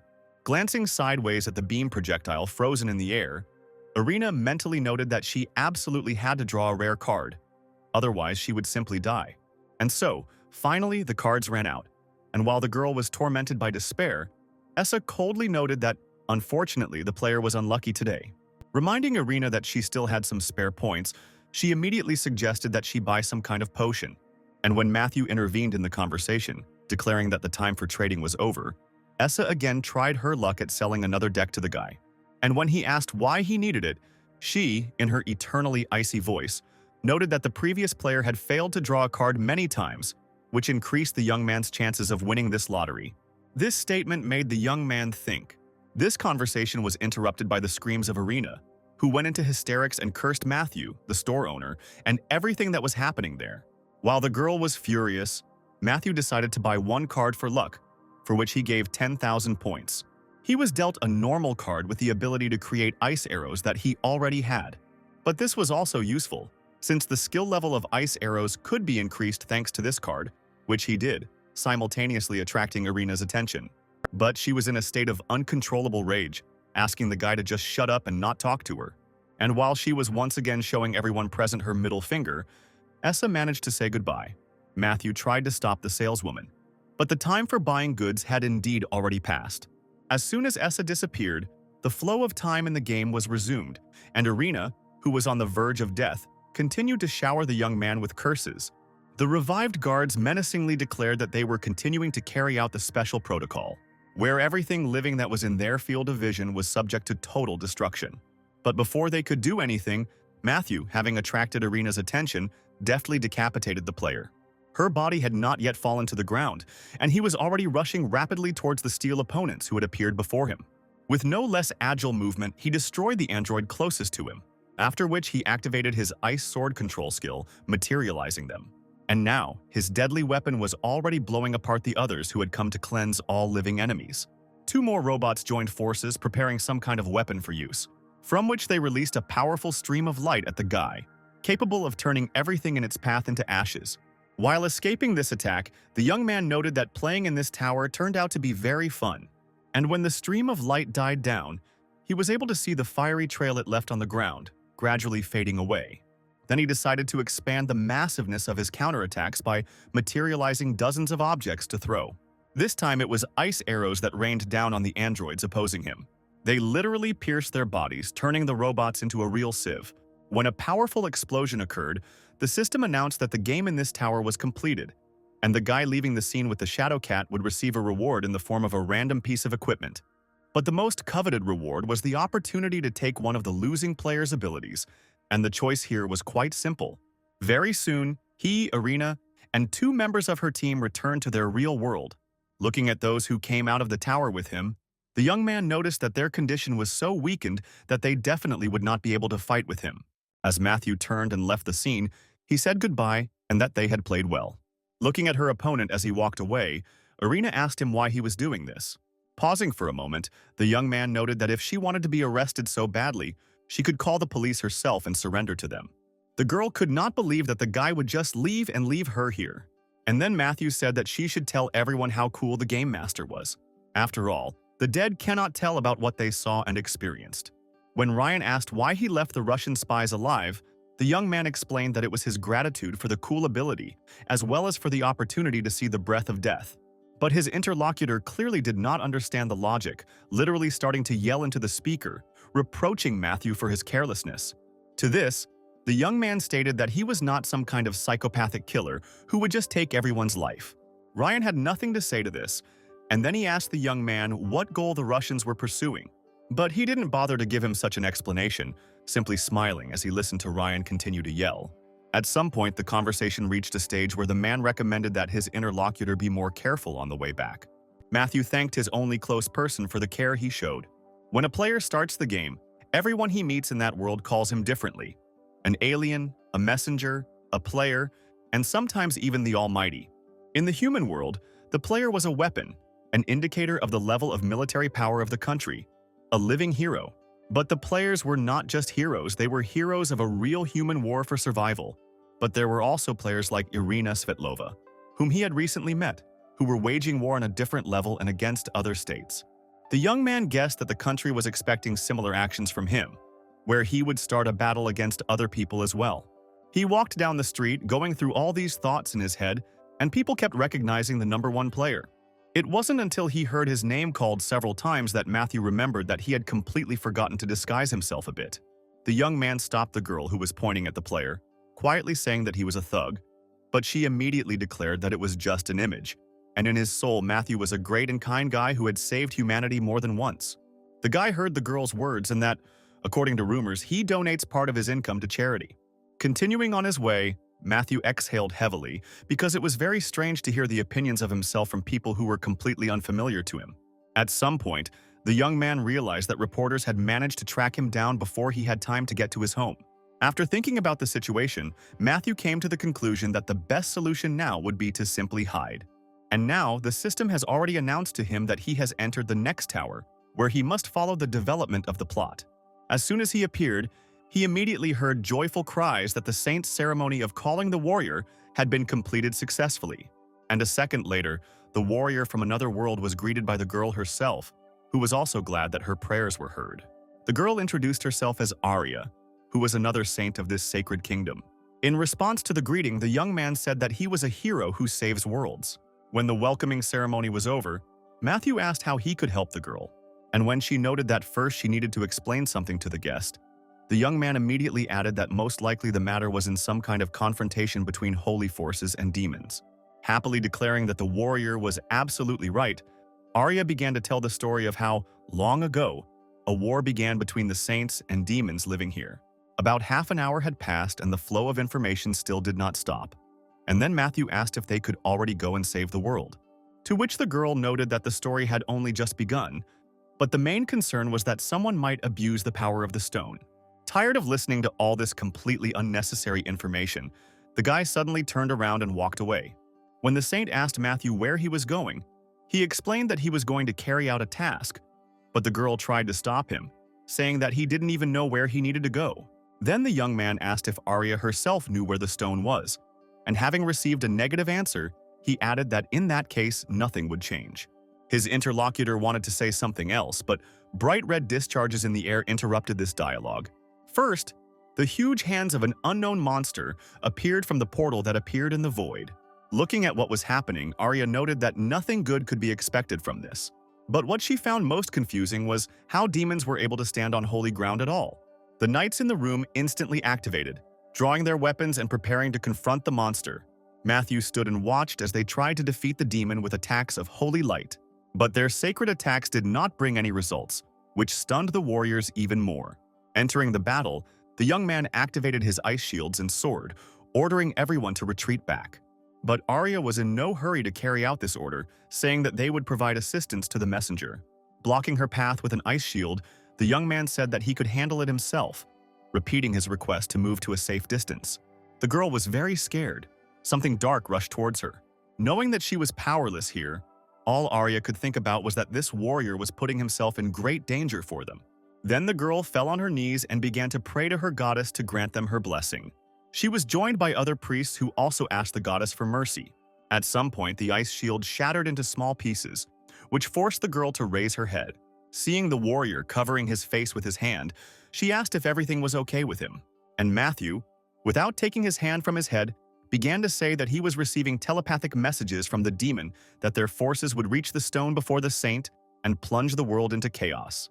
And so they demand that the warrior not stand in their way, unless he wants to be wiped off the face of the earth like the others. The saint felt real horror, listening to the words of the stranger and not understanding how this was even possible.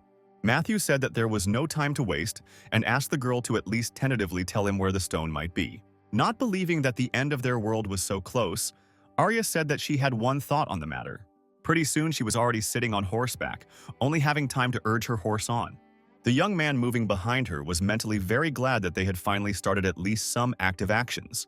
Turning to his shadow pet, the young man noted that they had done well, where his cat did a great job of imitating the sounds of demons.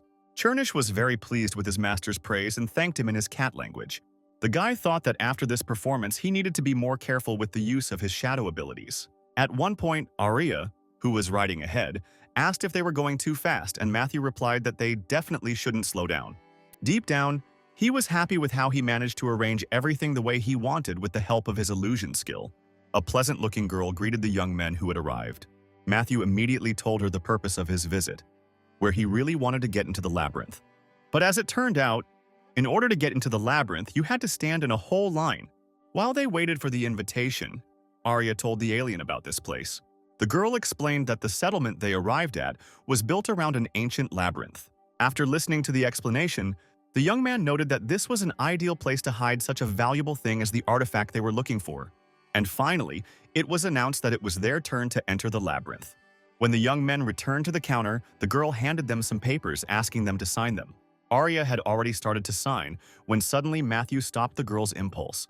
But the young man was confused by the clause that if someone died in the labyrinth, then his body and property became the property of the city, even if he was resurrected and restored.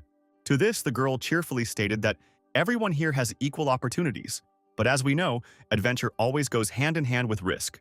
Then the girl added that, in other words, whether or not to go into the labyrinth, where danger certainly awaits them, is entirely their choice and responsibility. The young man was clearly not very happy with such vague conditions for entering the labyrinth, but there was no other way out, and so the girl who met them, having made sure that there was a signature, wished them a good time.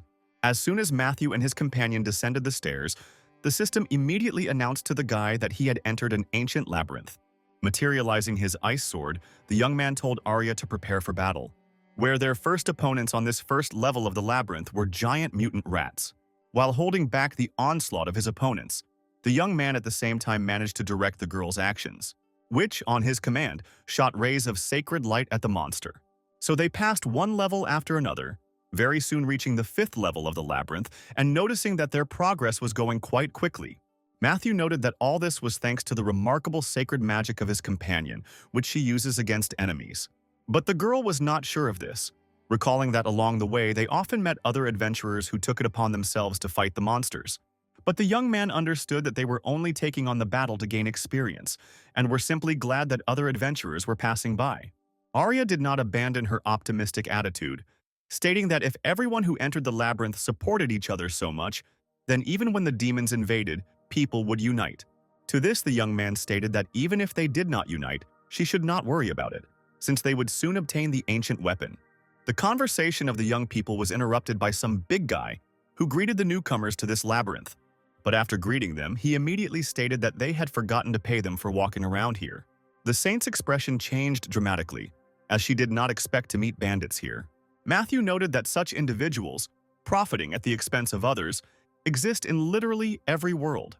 The big guy then cheerfully noted that if the guy already understood everything, then in that case it would be better for him to part with all his belongings right now. Arya tried to resolve the situation by calling on the man to be reasonable and engage in constructive dialogue. The guy supported her, asking the big guy if he was ready to talk and listen to what he was about to tell. And so he began his story, telling how demons appeared, seeking to destroy the world, and he is a warrior who came from another world to save this one. The whole gang stood there and did not understand at all what this strange young man was talking about, when he had already moved on to the part where he went in search of weapons against the demons. Matthew continued, pointing to his companion and explaining that this saint was helping him in his search for what would save their entire world. Having finished, the young man asked to let them through, and the girl, inspired by his story, added that it was for the sake of peace throughout the world. After this, there was a deathly silence in the air, where all the gang members just stood and looked at this clearly abnormal couple. But the man burst out laughing, deciding that the boy and girl had simply lost their minds from fear. The saint clearly did not expect such a reaction after her companion's fiery speech about saving the world. Matthew, however, exhaled heavily and noted that he had not expected any other outcome from his speech. The bandits continued to say something as he began to move forward, wielding his ice sword. None of his opponents, nor the saint who remained in her place, even had time to understand what had just happened. But a second later, all that could be heard from all sides were the cries of those who had already managed to lose one limb or another. The big guy tried to do something, but his hand, clutching the axe, suddenly separated from the rest of his arm. At some point, the young man noticed that some energy was moving towards him. Turning sharply, he deftly parried the attack from behind. The new participant in this confrontation menacingly declared that he did not dare touch her people, after which the girl clutching the axe cheerfully declared that the young man turned out to be much more capable than it seemed at first glance. Arya was once again shocked to recognize the same girl who met them and gave them the agreement to sign. When she pointed out that the girl was an employee of the company that organized the access control to the labyrinth and could not do this, Matthew explained that the company was in collusion with the bandits, where this group deliberately creates dangerous situations for adventurers, forcing them to pay for their lives. Well, those who are unable to pay are killed, and then their bodies are sold. For the saint, all this was a wild shock, and she could not understand how people could be so ruthless and cruel. Having called Arya an incredibly naive girl, the company employee noted that such are the laws of life in this labyrinth. And a moment later, she rushed at the young people with the words that they needed to think about all this earlier. Having easily stopped the movement of his opponent's weapon, the young man recommended that she turn her gaze slightly to the side. Turning around, the girl was shocked to see something dark rising from the floor of the cave. The last thing all the members of this gang saw was the satisfied face of the shadow cat. When it was all over, Matthew told his companion that the passage was clear and they could go. Having come to her senses a little after everything that had happened, the girl continued on her way with the warrior she had summoned. After some time, Arya was already warming herself by the lit fire, and the young man climbed higher and looked around the area. He jumped right next to the girl and said that they would spend the night here and continue moving in the morning. But the saint did not answer him, simply silently continuing to look at the flames of the fire. Looking sideways at the girl, the young man noticed that she had become more depressed after meeting with that gang. His companion remained silent, and then he concluded that she was simply not accustomed to facing the horrors of the real world, constantly being in her holy abode. And then finally, Arya spoke up, quietly noting that the world was on the brink of destruction, and people were killing each other instead of uniting. Raising her head to the warrior, the saint asked whether he himself could come to terms with this state of affairs. After this question, Matthew immediately remembered the situation in his own world, where people also simply used each other as resources.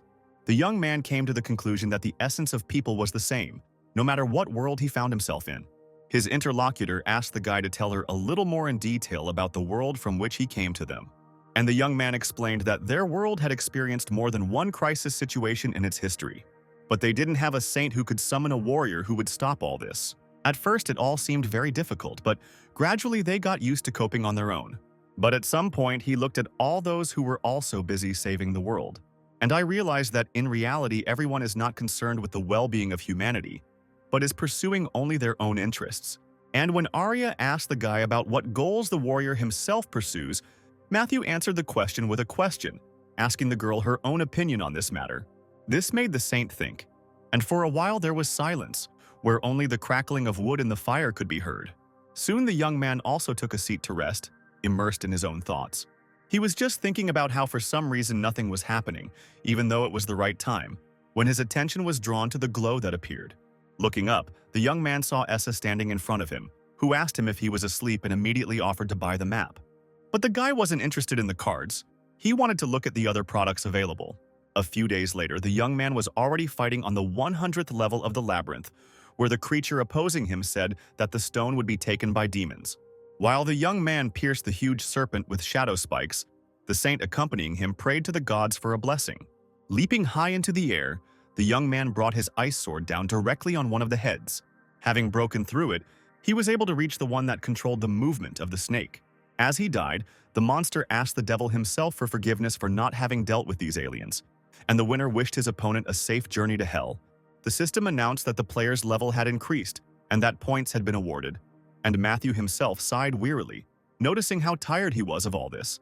He was extremely indignant that he had just now received a card with a random ability as a special reward. The saint was incredibly happy that the warrior she had summoned was so strong and was able to defeat another demon. With this battle, the passage through the labyrinth was completed, and the purpose of this entire journey began to appear before the young people. Approaching the glowing object, the young man noticed that for an ancient weapon against demons, it looked somehow too simple. Since the stone had been mined and the labyrinth had been completely completed, a portal opened before Matthew and his companion through which they could leave this place. They immediately took advantage of it, and now the girl breathed a sigh of relief, finding herself again under the open sky. But suddenly the girl's speech was interrupted by the one standing opposite, who suddenly praised the saint and the warrior from another world for their efforts. The fair-haired young man, with quite a large number of warriors standing behind him, happily declared that thanks to their efforts, his task of obtaining the ancient weapon had been greatly simplified. He sincerely believed that this power should be exclusively in his hands and ordered the stone to be given to him. Matthew chuckled and noted that this guy was definitely not on their side, and the saint explained that he was the first prince of the Duar Empire. The young man continued to insist that the stone be handed over to him, but Arya resisted, saying that it was needed to save the world. But then Duar showed another stone, saying that she could not worry about it, because when he collected all the fragments, the demons would bow before him. At that moment, Matthew activated, drawing his sword and noticing that the item for completing the task had come into his hands on its own. After this movement, Duar ordered his knights to deal with the stranger and the saint, obtaining the desired item for their master. The system meanwhile announced to the player that this was the final part of the scenario in which he was taking part. As the first prince's warriors approached, the saint cast her prayers of protection on the stranger, and Matthew himself activated his swords, which quickly soared into the air, destroying the approaching knights one after another. At some point in this hopeless battle, one of the commanders suggested that the prince retreat before the entire army was destroyed. But the one who possessed the stone, Duar, had no intention of leaving empty-handed. The system immediately warned the player that his opponent was using the power of the stone. Turning to his companion, the young man informed her of the first prince's actions, after which he instantly activated his ice shield in order to protect them from the first attack. But the energy release was not a deliberate attack, where the use of the stone caused Duar's physical transformation. The knights tried to ask him if everything was okay, but the prince immediately destroyed his own warriors, calling them worthless creatures. As Matthew watched the knights try to escape their own master, he asked Arya to renew the protection she had placed on him. He himself began to put on armor, which, of course, was created by him from ice. Before the attack, he used the earthquake and fire potions he purchased from Essa's shop that night. And while his opponent was discouraged, the young man dealt him his first powerful blow. But this was clearly not enough, and the mutated prince tried to catch the warrior from another world, shouting that fire would not help him. But when Duar tried to grab his opponent, the guy only grinned, not even trying to avoid it. And after the monster's hand flew through Matthew's body, the prince realized that it was just an illusion. The young man who appeared behind Duar noted that the possession of power intoxicated him so much that he stopped noticing anything around him. The guy quickly dropped to the ground, literally passing through his opponent's body. This short confrontation ended with Matthew's complete and unconditional victory, and the system announced that the player had received the second fragment of the ancient weapon and that the next task had been completed. Immediately after that, a beam of light fell from the sky onto the guy, which reminded him of some hackneyed scene from an ancient computer game. The saint, standing a little to the side, watched with interest everything that was happening. The stone was in the hands of the winner, and the system issued a new message about the player's level increase. When this light show was over, Matthew turned to the girl saying that now it was definitely over. But Arya was very surprised when the guy handed her the stone and asked her to take it into her complete disposal. When the girl asked why her, the young man replied that there were no other candidates. When she tried to plead that she did not have sufficient abilities, Matthew stunned her by asking if he should then pass it on to the people of the Empire. While the saint was in a state of some stupor, her companion remarked that he personally considered it a better decision to give the weapon to the saint than to someone else, and so he took the girl's palm with one hand in order to place this sacred weapon into it. When the stone was handed over, he also noted that in any case the girl would not wage war alone. It would just help her win. Arya was in a state of complete confusion as she held this treasure in her hands, but the girl pressed the stone to her chest, thanking the brave warrior for both his help and his kind words. At this point, the game was over, and Matthew only managed to say goodbye, saying that he was pleased to hear such words. Lying in his bed, the young man thought that he had only wanted to rest and relax a little, but had spent a whole week in the tower. After reading more news about himself, where it was assumed that he would be able to clear all the towers alone, the guy tiredly closed his eyes. A few days later, the young man walked carefully along the street. But he still couldn't remain unnoticed. And now a crowd of annoying reporters was already pursuing the guy, who decided to hide from them in yet another tower. When the reporters approached, all they could do was note that the guy had started a new game. But unlike the others, there was no information about this tower, which gave reason to assume that it was a special kind of tower. Having moved inside, the young man received a message through the system that the child with 1,000 faces and talents had been long awaited here. Matthew's eyes widened and he coldly asked to spare him the unnecessary words and get straight to the testing. And then a multitude of mirrors appeared in front of him, the player's reflections in which were in a variety of poses. Well, the one who arranged this for him noticed through the system that the guy was very impatient. And then, one of his reflections made it clear that the test was about to begin. And the one who gave him this test confirmed that there was very little time left to wait. Where after these words, all the mirrors that were in the room shattered into small pieces. And then, from the darkness, a dark figure clutching a weapon slowly approached the guest of this world. The man in the clown mask looked at the applicant and noted that he was not at all surprised to see him. Seeing his opponent, Matthew prepared to use his sword control skill, but his opponent immediately copied his actions. They threw their swords at each other at exactly the same time, and they collided exactly in the middle. Then the young man jumped up from his seat and headed towards his opponent. And now the opponents were already a meter away from each other, and only ice swords managed to circle around them. Matthew was confronted by an exact copy of himself, who copied his every move and use of abilities. Where the guy felt like he was literally fighting with his reflection in the mirror. And if he tried to use an ice arrow, then his clone would immediately repeat the same action.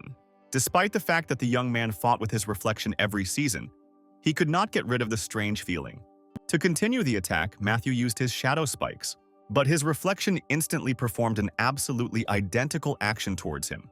To protect himself from the impending threat, the young man used the shield provided by his cloak, immediately after which he tried to reach the enemy with a blow of an ice sword, which was instantly copied by the clone. Then the guy tried to summon and use his shadow cat, but the system gave a message that summoning creatures is prohibited in this tower. And so, Matthew had no choice but to continue the battle on his own. But at the same time, he understood that in reality, fighting with one's reflection was not so difficult. And so he made a sharp lunge forward, thrusting his sword into the clone's body and immediately feeling his sword in his body. Looking at his opponent, the reflection suddenly asked why the guy was so serious, after which the reflection added that they can become either a hero or a villain, where only they themselves can make this choice. Releasing their swords, Matthew and his reflection suddenly reached for each other's heads. But unlike the clone, the young man knew how to defeat his opponent. And then he suddenly pulled his hand back, which immediately caused a corresponding reaction. After a few seconds, the guy's reflection turned into smoke and disappeared into the air. And the young man himself put on his face the mask he had torn from the reflection. Then, raising his head, he asked if there was anyone else here who needed to be dealt with. And then the patron Lord Harlequin appeared before him, who gave the young man the opportunity to take on a new face and a new talent. Ryan was running like crazy down the hospital corridor. He threw open the door to the ward and saw Matthew lying there carefree on a hospital bed. Taking a break from his system windows, the young man was glad that his friend had come to visit him. And when he asked Ryan if he had brought him any treats, the man laughed, noting that, judging by his mood, the guy was clearly feeling better. And now he was already talking about the young man stopping pretending and going on to support peace throughout the world with his game. Matthew tried to refer to his injury, but Ryan immediately noted that the guy had definitely already managed to heal himself with some kind of healing potion and was just chilling out there. To this, his interlocutor noted that the wound was not quite ordinary, and Ryan agreed because he knew very well about passing the test from the Lord of the Harlequin. The man also noted that this ruler was very peculiar, but the young man stated that everything was within the norm. Each player has periodic challenges from their patron after the player reaches level 50. In Matthew's case, it was a kind of overcoming himself. After completing this test, players usually receive the most significant rewards. This time, too, he received another gift from the Lord of the Harlequin, which significantly enhanced his abilities. Then the conversation turned to the task Ryan had brought him this time, where the man explained that the guy would need to find one villain and deal with him. In the modern world, real villains were a rarity, and often they were the so-called black players. One of these was the man who stood and enjoyed the screams of people who were trying to escape from his hellish flames. Smiling from ear to ear, the man who called himself the Maestro sang about how he would show humanity the true path. And while he was pretending to be a conductor, having carried out the task of spreading fire, the system announced to the madman that the Lord of Fire expressed his admiration for him. The guards of order were already sneaking up on him from behind, while he was shouting in admiration that only the Lord of Fire understood the essence of his creativity. At some point, the Maestro noticed armed men approaching, who once again decided to make an attempt to catch the criminal. The police didn't have time to do anything when suddenly this black player literally disappeared into thin air. While Matthew was climbing the stairs, everyone else was discussing what the tower that Maestro had entered was like. While everyone was bustling about and trying to figure out what to do, since entry into the tower was severely restricted, Matthew calmly walked forward.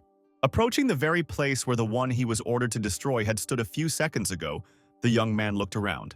He saw the grief-stricken people who had lost their loved ones in the fire, and he knew full well that this player was a real madman who definitely deserved punishment.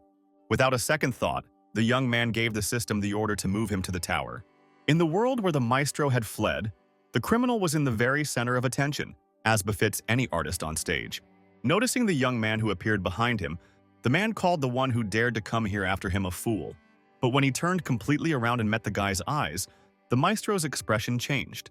He never expected that the #1 player himself, who had already materialized his ice sword, would come for him. But a moment later, his face lit up again, and the man noted that the #1 hero would definitely be able to appreciate his art. But Matthew clearly had no intention of admiring what this psycho was doing, stating that he had always been interested in the question of where such abnormal people come from in their world. These words clearly hurt the Maestro, who immediately became very serious and said that the boy did not dare to speak to him like that.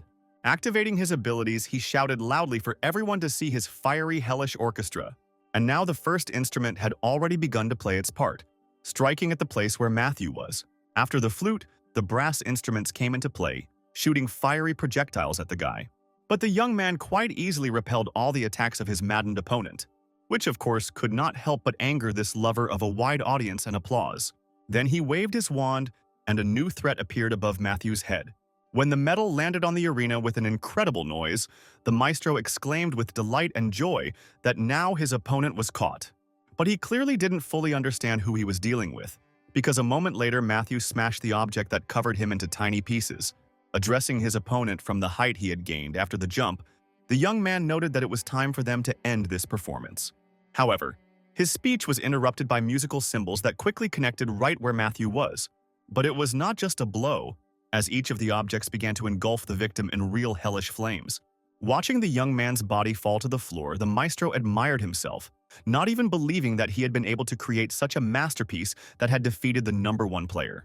But his joy was interrupted by the words of a young man lying on the floor, who noted that there was nothing to be happy about. After all, there was nothing more than an illusion between the plates, and the real Matthew was already attacking the man from the other side. At the same time, the young man was surprised at how the Maestro was able to evade this unexpected attack of his, which did not turn out to be fatal for him. The criminal himself could not understand how the guy was able to make his illusion talk. Matthew chuckled and said that his opponent was not good enough for him to explain how he achieved such a result. But considering how much the maestro loves the audience, he is ready to gather a whole hall of himself for him. Suddenly, the guy's face became incredibly serious, and he said that he was being generous only because this was the maestro's last performance before his journey to the next world. He then directed a crowd of clones at his opponent. But his opponent was not so simple either, clutching his conductor's baton, which immediately began to burn with a bright flame. And now his whole body was already engulfed in fire, and the maestro himself screamed that his art would not die today. When the glow faded, the system announced to the guy that he had won the duel, offering to choose the place where he would like to exit the tower. Matthew knew that he had to catch up with this madman and deal with him at any rate. And now he has already chosen the very path along which his opponent left the confines of the tower. Standing on the ledge of one of the buildings, the young man, observing the target, noted that the choice to end his days in France was not so bad. The young man, without taking his eyes off the maestro, concentratedly followed every movement. Shouting that he would not be able to escape, the young man jumped down, simultaneously materializing his weapon. And so the guy's ice sword was set in motion, aimed straight at the criminal trying to escape. The maestro instantly felt the effect of this chilling cold on his back. This was enough to slow the man down and get him close enough to strike. He struck, but was quite surprised when he saw that his blow hit some kind of protective dome. But it was not the maestro himself who created this protection, but a girl who appeared nearby. It was Jacqueline Mason who sternly asked Matthew to lower his weapon and stop attacking. Approaching and knocking his fist on the protective dome, the young man asked his old acquaintance what had brought her here. And while he was waiting for an answer to the question he had asked, he looked with interest at the crowd of companions accompanying her. Approaching the boy, the saint explained that they had been warned that the black player might flee to France, which was why she had mobilized. Laughing, Matthew declared that in that case she should assist him in making a huge hole in the monster's belly. But his interlocutor suddenly declared that she could not allow the young man to kill this man. The guy laughed while she was talking about how murder during arrest is only possible under exceptional circumstances. The young man tried to find out from Jacqueline whether she cared about the fate of this scumbag who had killed hundreds of people, but she resisted, declaring that revenge would not bring anything good. And if one person behaved like a monster, it does not mean that others, including Matthew, should act like him. Then the guy tried to use the argument that the destruction of a black player cannot even be considered murder. But the saint responded that she cares not about the maestro, but about the health of Matthew's soul. And while she was saying something about global consequences, the ice that had bound the criminal's body had almost completely melted. Without a second's hesitation, the man immediately activated his wand, preparing to throw fire. But something went wrong, and the maestro let out a mad scream as his own flames scorched his body inside the dome. After watching this pathetic attempt, Jacqueline continued to talk about how she was trying to protect Matthew himself, first and foremost. After all, the criminal is caught and will be placed where he should be, which closes the incident and allows the young man to return to his business. While listening to his interlocutor, the young man glanced sideways at the burnt maestro lying on the ground. And so he retreated, putting away his ice sword, saying that if the girl was asking him so much, then he was ready to meet her halfway. As he walked away, Matthew noted that he had only wasted his time chasing and fighting. With another step, he suddenly activated his shadow skills, preparing to deal the maestro a fatal blow. But Jacqueline was prepared for such a turn of events, reactivating the dome and noting that the young man might not even try to get it. Matthew glanced sideways at the holy protector and exhaled heavily. Having said that he would not try again, the guy also noted that he had also expected such actions from the girl. Jacqueline didn't even have time to understand how the shadow creature of her interlocutor literally absorbed the maestro's body. Within a moment, everyone accompanying her pointed their weapons at Matthew, ordering him to freeze in place.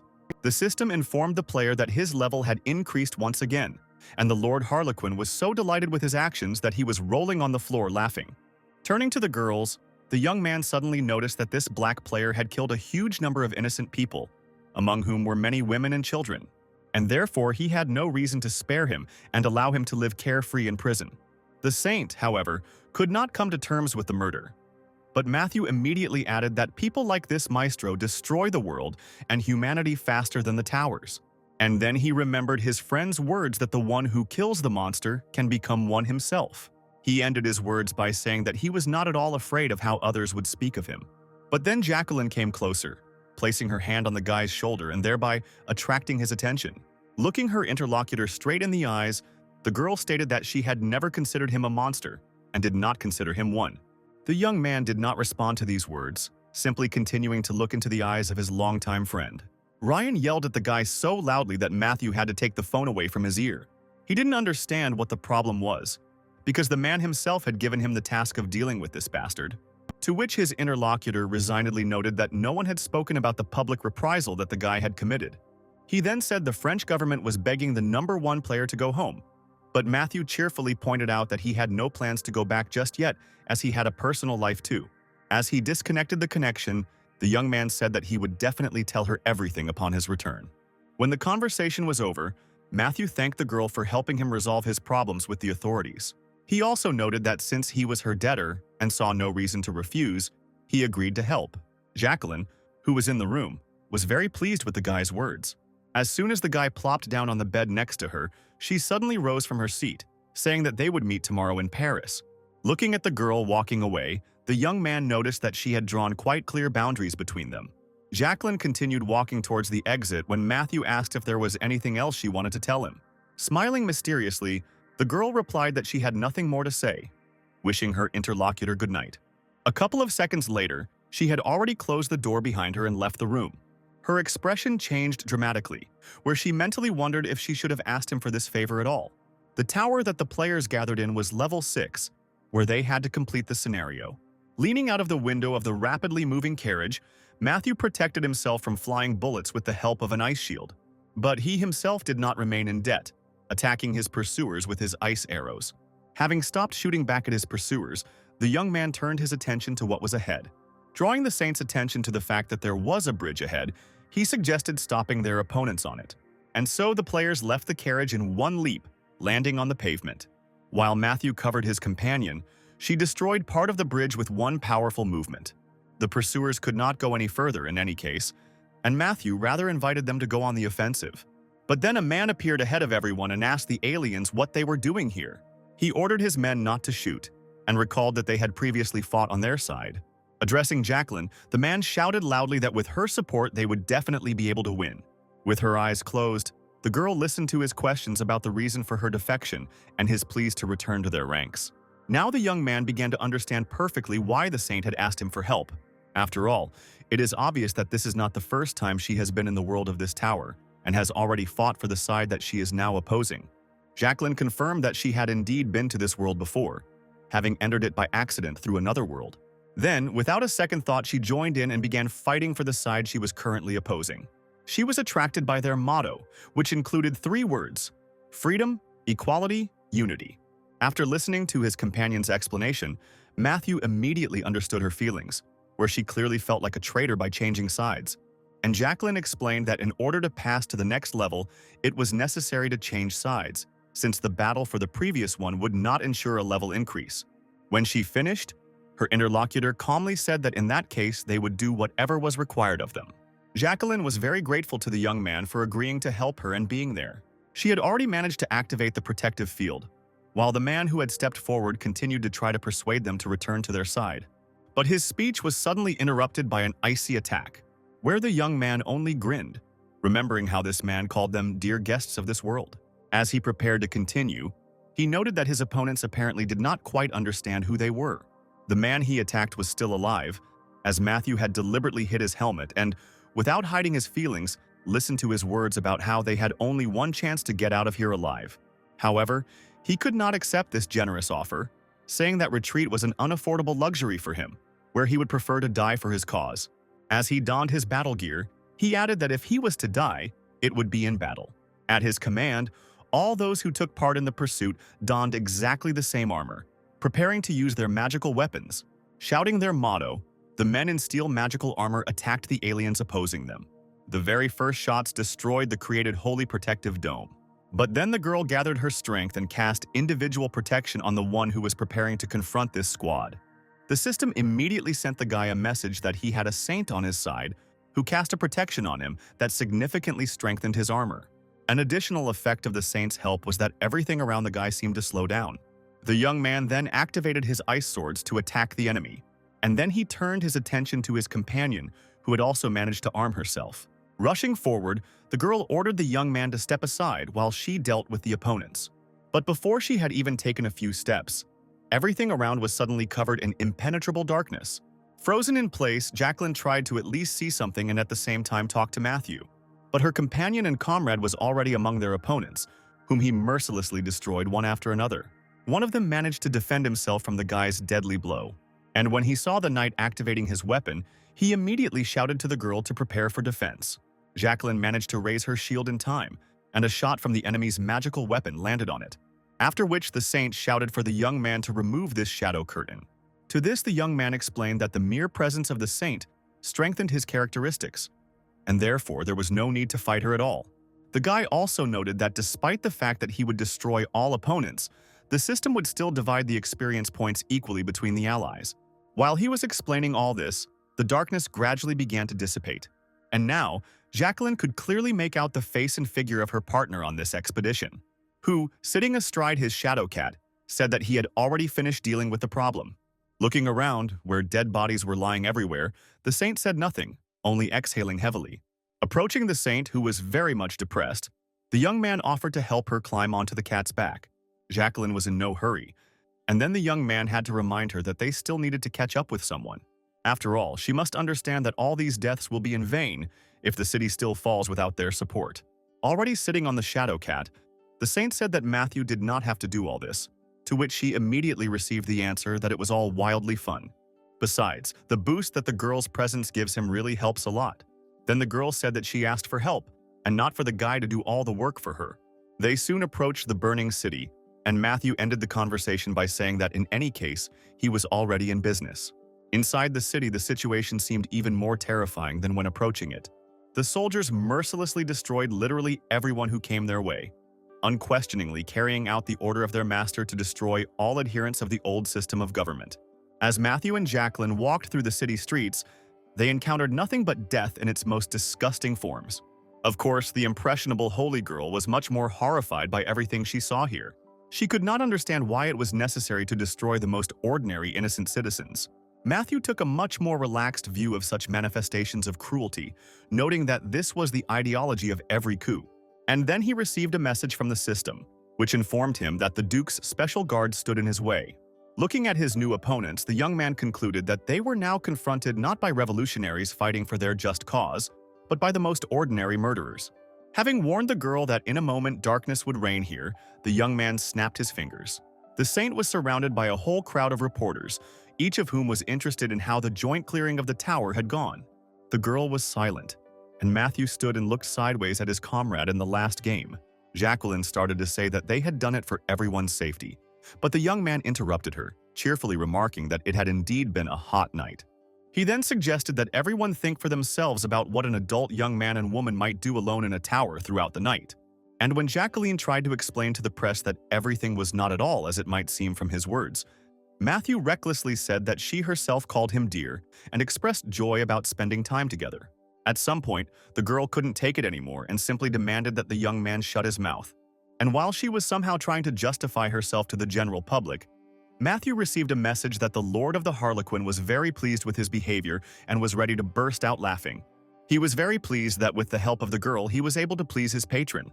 It didn't take long for the reward from the Lord of the Harlequin to come, as he gave the guy cards with various rare abilities. Deciding to immediately examine what he had received, Matthew opened his system window. Soon, he and Jacqueline were sitting in the back seat of the car where, after reading the latest news, the young man cheerfully noted that now no one would believe that they were just friends. Looking away from her mobile phone, his companion smiled mysteriously. After some time, Matthew, in the company of the saint, was already in another tower, where an army of ice-dead men was advancing on them. The young man began a conversation with the saint, again wanting to fight alone. But she discouraged the guy by asking him what had happened to her darling. And while he was recovering from such an unusual treatment, Jacqueline suddenly rushed forward. Preparing to attack the icy enemy, the girl menacingly declared that after a hot night it wouldn't hurt to cool down a little. And then her weapon threw a dense stream of bright, scorching light at the enemy. Receiving the system message, the young man watched in admiration as his girlfriend fought. For the next month, Matthew and Jacqueline spent all their time playing in one tower or another, where they destroyed hundreds of different monsters, following the given plot of the games. And then the day came when the young people had to say goodbye. Turning to the saint, the young man noted that lovers, as far as he knew, should kiss goodbye. And the girl never ceased to be amazed at how carefree the young man could be. But at the same time, she expressed her joy that now she has at least one of the players whom she can definitely trust. Having responded to this courtesy with exactly the same words, Matthew said goodbye to his friend until the next meeting. Seeing the guy off with her eyes, Jacqueline wished him a safe journey and urged him to be careful. But the words of gratitude she voiced made the young man turn around, where she meant not only that he helped her, but also everything that he does for this world as a whole. Already sitting on the plane and stroking his shadow cat, Matthew noted that although it is much more effective to work in pairs, each player still primarily pursues the interests of his country, and therefore you can't trust anyone. He was just voicing his thoughts about inviting Jacqueline over to play sometime, when suddenly his cat asked how much longer the guy was going to scratch his head. The fact that the shadow beast suddenly started talking shocked the guy a little, and so the cat had to explain that it was because of his leveling up. When the young man asked why the cat had only just started talking, he explained that he was simply tired of the boy dreaming about a girl, where he would have been better off getting to know the latest gifts from the Lord of the Harlequin in more detail. It was a reasonable point, and Matthew had already opened the system window, deciding to open the gift cards. He was already looking forward to how he and the cat would fight together, using the new abilities they had acquired, where he predicts their team will become completely invincible. While the cards were being revealed, the young man remembered how he had already acquired certain abilities.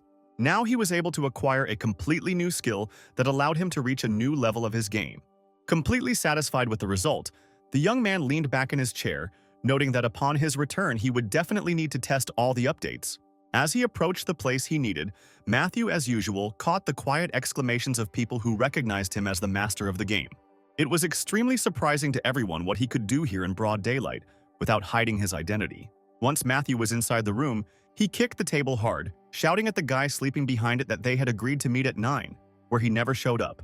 Still not quite recovered, the young man sitting at the table asked the player to be quieter, as his head was splitting from the noise.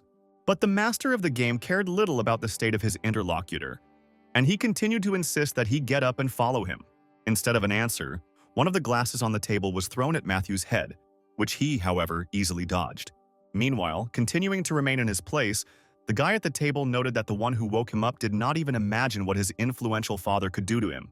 Looking Matthew straight in the eye, he loudly declared that no one dared treat him like that. At one point, the threats pouring out of the alcoholic's mouth were interrupted when the number 1 player suddenly put his hand on the guy's head. Before he could even realize it, Matthew was already dragging him out into the street by the hair, demanding that the gathered onlookers move aside and let them through. He was already remembering a very recent conversation that had taken place between him and the head of the Players Association. When he told the man that he wanted to test out new skills, the man asked the player to take a promising and very capable newcomer with him. And now Matthew, turning to this newcomer, said that looking at him, he could not believe what the head of the association had said about him. Only now did this reveler realize that in front of him stood the Game Master, who was supposed to help him pass the tower of level 4. Matthew couldn't believe his ears when he heard this guy's words, which basically meant that he intended to use him to increase his level and rating. However, very soon both he and his new ward were already inside the 4th level tower. Matthew turned his head and looked closely at his young and absolutely reckless companion. Literally kicking the guy forward, he told him to show him everything he was capable of. And the inhabitants of this world, who were called butchers, were already approaching him. With great difficulty dodging blows from meat axes, Duke demanded that Matthew deal with this threat already. But the young man did not intervene, noting with a bored look that he was not at all interested in what his companion was saying. Well, he was already practically in hysterics, again threatening the Game Master that he would be in great trouble if something happened to the person entrusted to him. Well, Matthew, watching this guy receive one blow after another, mentally noted that he had decent equipment and weapons, which he would not have time to handle at all. Soon, Duke began to openly cry and beg the Game Master to save his miserable life. Having materialized his sword and activated his shadow abilities, Matthew finally came to the boy's aid. Having dealt with butchers with skill, he noticed that the best way to learn anything was always to just try it. The guy's next opponents were huge bats that appeared in the room from a gaping hole in the ceiling. The young man decided to try one of his new skills on this opponent. And so the bloody hands that had burst forth from the very depths of hell began to destroy one flyer after another. At one point, Matthew asked if his partner had managed to wet his pants, to which Duke responded with an obscene gesture and more threats that his all-powerful father was supposed to carry out. But the game master responded to this with humor, saying that he did not mean to be rude, but simply gave motivation so that his new dog would become the best and most formidable dog. With his meager mind, the boy, of course, could not fully comprehend that Matthew was simply making fun of him, saying that he thought it was a strange comparison. But at some point, Matthew put on a serious face and added that he used this comparison only to avoid saying openly that the Duke player was completely worthless. Along the way, the young man used another of his new skills, placing a black mark over the head of the grieving student, the appearance of which caused a lot of questions in him. But before he could ask even one question, he suddenly felt something pierce his body. The guy sank to the floor bleeding, and Matthew coldly noted that he never worked as a team with people like Duke.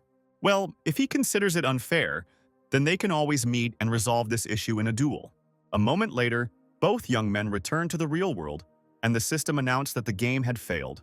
Duke, who had not yet had time to come to his senses, raised his frightened eyes, asking his playing companion about what had happened. With absolute calm, Matthew reminded the guy that he had just finished him off right in the game. Duke was instantly furious, declaring that his father would definitely find out about what the #1 player had done. Laughing, Matthew replied that of course his father would find out everything, since he himself would tell him everything in the very near future. Duke, however, was not calming down, saying that the player apparently did not understand how seriously he was stuck. After these words, Matthew suddenly moved closer to the guy, showing him in return an obscene gesture similar to the one he had seen earlier, and at the same time asking what exactly he could do with him. He then put his index finger to the boy's forehead, noting that he was not at all afraid that there would be one more person in this world who wanted to kill him. Matthew then moved on to the personality of his hopeless interlocutor, asking him whether he really considered himself special in any way. And without waiting for an answer to the question posed, the young man forcefully poked his finger into his forehead, saying that he personally did not notice anything special about him. At that moment, a system message suddenly appeared before the eyes of both young people. It was a forced movement of players to participate in another type of game, something Matthew had not expected at this time. Soon, he and several other people found themselves inside the tower, where the task was to emerge victorious. Literally clutching his head, the young man looked at everyone who was on his team today. Among them was that spoiled, worthless Duke and several other less experienced players. The man, beginning to rise to his feet, was the first to notice that the master of the game himself was on his team. While the others were still only guessing that they needed to work as a team, this man was already thanking the Almighty for the fact that he ended up on the same team as Matthew. The only one who was unhappy was the #1 player himself, because he understood that in this game all the work would fall on his shoulders. Soon, a system message appeared with the rules that were in effect when playing this game, one of which stated that it was impossible to allow more than 3 team members to die. The girl who stepped forward noted that, as always, if the players killed each other, they would be able to resurrect, but death from the tower's powers would be irreversible. Realizing that everyone would rely only on him, the young man suggested starting to play this game. Matthew's team really wasn't the best, with the only one with the highest level being the man who was glad that they were on the masters of the game team. Of course, most of the young man's companions were in genuine horror from the appearance of the monsters attacking them, but the young man confidently defended the team.